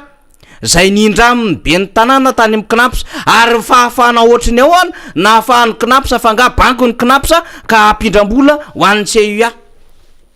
satria raha ohatran'izay manko le izy de isy ihany ko commune hafa zany zay mety osaosa ohatran'ny commune Natsirabe mbola tovana ny Karama ny commune sasany tsy fantako Fianaratsoa sisy de mba hangataka ny knapsa daholo ka nahoana nareo na me 11 milliards d'ariary ho an'ny CUA commune urbaine Antananarivo revotra amaninona tsy amen'ny hafa ity moa zany de mbola adevitra hoe tena zay tokoa ve tsy maintsy mibatana an'le izy parka nakany an'le MCMGD de ozy le commune hoe ka ny SMGD nge io fa tsy zay fa SMGD tompoko société municipale zany any commune zany fa fombafomba daholo ny fomba fiteninareo rehetra mba hanadiovatena de eto tsika tena mieritreritra mihitsy hoe ahoana ny fihetsika mpanolo-tsaina ny tanàna zay mizingizina fa tsy nandalo fanapahana délibération teo anivo mpanolo-tsaina ny tanàna zany fanapahan-kevitra zany hoe ity misy zavatra anankiray eritrereto mpitatana ny tanàna ao anatin'le exécutif ka ndeha hoentiny eo mpanolo-tsaina mba hakana fakatoavana délibération zay nge le fomba fiasa de milalao article lehibe ny tanàna hoe tamin'ny taona zao efa nisy ohatran'izao manome alalana n'le le tanàna Antananarivo any ohatran'izao de miteniny atao mpanolo-tsaina tsy zany ny adevitra iny ary ahoana tokoa mo 11 milliards ve tsy hoentina anatina adevitra ngeza be eo nivo mpanolo-tsaina ny tanàna ve zany adevitra any ary raha ohatra zany ka tsy nisy an'lay lanceur d'alerte tany resaka zavatra ohatrandreny tsy nafantatra an'izany vola zany ngeny teo anivon'ny mpanolo-tsaina zany nefa zay le ilaina an'le rafitra roa mpanatanteraka sy mpanapa-kevitra organe délibérant sy exécutif ao anatin'izany tanàna zany mba hahafahana hipetrahan'le fomba fiasa mirindra tsara eto tsika moa zany ho andrasantsika amin'ny fivoarany vaovao iazira na ireazira par rapport am'izay ve reo mpanolo-tsaina ny tanàna anjarany zareo mandinika fehiverintsika fotsiny député Alain Ratsimazafy hoe raha ohatra ka olom-bo fidina ametrahany vahoaka fitokisana de tokony heverina zany fa hitsinjo ny volam-bahoaka ary hitsinjo ny amin'ny vahoaka fa mbola tsy ampy ny adevitra ny amina hoe nygadraina na misy zavatra hafa eo amin'ny lafin'ny fanamelohana araky ny lalàna ny mpitatana ny kinapisakoa tao amin'ity raharaham-boly ity fa ahoana ny adevitra ny amin'ny hoe amerim-bola am'izany vidy miopapana tany 9700 mètres carrés antanitsika izy any tompony tany vidinao 62 milliards 500 millions de FMG na 12 milliards 500 millions d'ariary lafo de lafo any zany marina fa efa manana le toerana tena ao anatiny le hoe lafolafo vidy eny ambato be fa na izany tsy tokony ohatran'izany ny vidin'ny tany misy risque na corruption zany na tiana na tsy tiana donc misy zavatra maro be io le nitenentsika hoe tsy tokony hijany eo ihany ny adevitra fa ahoana le vola mena tam'le fikambanana zay tena nahazo taratasy mbola tsara mihitsiny tao anatin'ilay hoe don avy any amikinapsa ahoana ny fividianana fiara sy ny sisa reny maro be raha ohatra ka zany adevitra zany resahantsika fividianana trano satria zany tao anatin'ilay antota taratasy ny lanceur d'alerte de miandritsika zany miandritsika hoe rovina ny déclenché reny adevitra maro samy hafy reny fa hatreto aloha zany de le resaka vidina tany mandeha veveritsika koa mpanolotsaina ny tanàna tsy hipetrapotsiny député Ratsimbazava momba niny 11 milliards d'ariary fa reo antota taratasy samy hafa de tokony aprisika amin'ny bianco koa akandraikitra ny amin'ny hoe Saudi efa azo anokafana fanadihadiana ny trangan-javatra ohatran'izao député Ratsimbazava marina mihitsy zany na manafaniry satria ampanatre tena no ilazana amintsika hoe ny tenako de efa be ny tanàna teo aloha ary nahafantatra tsara n'zany hoe andraikitra tandrifo ny mpanatanteraka sy ny mpanolotsainy zany voalaza ao anatin'ny lalàna 2014-020 ny fiara-miasa eo anivon'ny mpanolotsaina sy ny mpanatanteraka ary mamaritra indrindraindrindra nylay atsoina hoe fakana fakatoavana eo anivon'ny filakevitra raha manoloana ny resaka findramam-bola tahasahala am'izao ary anisan'ny vola be zany 11 milliards d'ariary zany zay tena hoe ilaina ny fakatoavany ny mpitambana ao anivon'ny filakevitra mialohany andraisan'ny mpanatanteraka fanapaha-kevitra amin'ny hoe findramana na tsy an'zany vola be zany ka eto moa zany dia araky ny nambarany namana teo andrasana ny fivoarany raharaha ary ho an'ny tenanay manokana de mampirisika an'ireo mpanolotsaina ny tsy verin-dalana manoloana an'izay efa fanehoan-kevitra natao ary mitady an'ireo loharanom-baovao rehetrarehetra ny atota taratasy mifanaraka am'izany satria dia manitsakitsaka ny lalàna velo eto amin'ny tany sy ny firenena raha ohatra ka be ny tanàna anankiray ny manososy an'izay fahefana ananan'ny mpanolotsainy zany amin'ny fandraisana fanapaha-kevitra ao anivona commune anankiray ho an'ny eny anivon'ny fitondram-panjakana fohy be azangena manafaniry raha misy ny findramam-bola nataona sahalala am'izany dia mandalo fakatoavany zany eny anivon'ny anteny meram-pireneny zay le atsoina hoe ratification avy eo de mandalo eny anivon'ny Sénat na ny anteny meran-doolona ny fankatoavana ny findramany fitondram-panjakana malagasy an'ilay vola zay indramitsika am'ireny mpamatsy vola ireny ary voafaritra mazava ao anatin'izay fanapaha-kevitra raisin'ny eny anivon'ny assemblée nationale sy ny Sénat zay ny maribolany indramina ohatritsika am'ireny foto-drafitrasa lehibe zay tanterahany eto amin'ny tany sy ny firenena ka somary variana ihany ny tena raha nahita n'ireny fanambarana nataon'ny mpanolotsaina sasatsasandreny zany hoe tena tsy mahalala nininy zay ary ngabe ny tanàna ihany ko dia toa saika tsy teny mahakasika an'io findramam-bola io raha tsy nisy ny fanairana manoloana an'izay hoe volan'ny kinapsa ny indramin'ny commune Antananarivo renivohitra zay ka andrasatsika ny fivoarany raharaha ary hita moa zany fa ahitana taratra ihany ny hoe mety isina kolikoly ve sanatria sa fanodigodonam-bola ve sa inona de andrasatsika ny eo anivon'ny bianco sy ny baka ary ko zay mety mpitandrony filaminana miantsoroka an'izany lafi ny fanadihadiany zany mba hanome loharanom-bavao mazava ho an'ny vahoaka malagasy satria dia mampisavorivory ny zavatra ohatran'izao ary atao hoe ao anatin'ny fotoana foy a dia misy raharahana knapsa fanodikodonam-bola manokana zay ny antsoroan'ny tale général sy ireo mpitramona ao anatin'ny filakevitra ny filakevim-pitantanana mifanindran-dalana am'izay koa ny volanindraminy commune ao anatiny zany knapsa zany de fantatsika nefa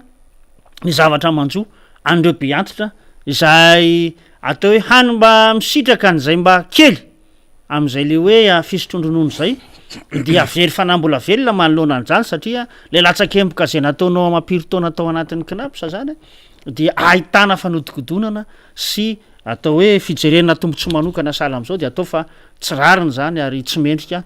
ny vahoaka malagasy ny zavatra sala am'izany namana fanefo maraparanatsika azy député Alain Ratsimbazafy de ozytsika hoe le fomba fiasan'le fanjakana manko rehefa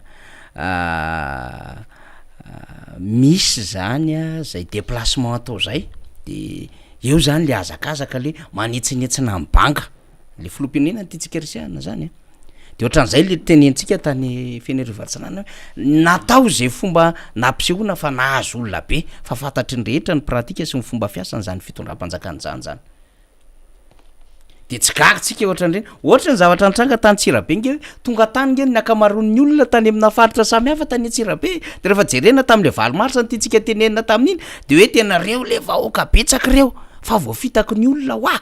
ny fitondram-panjakana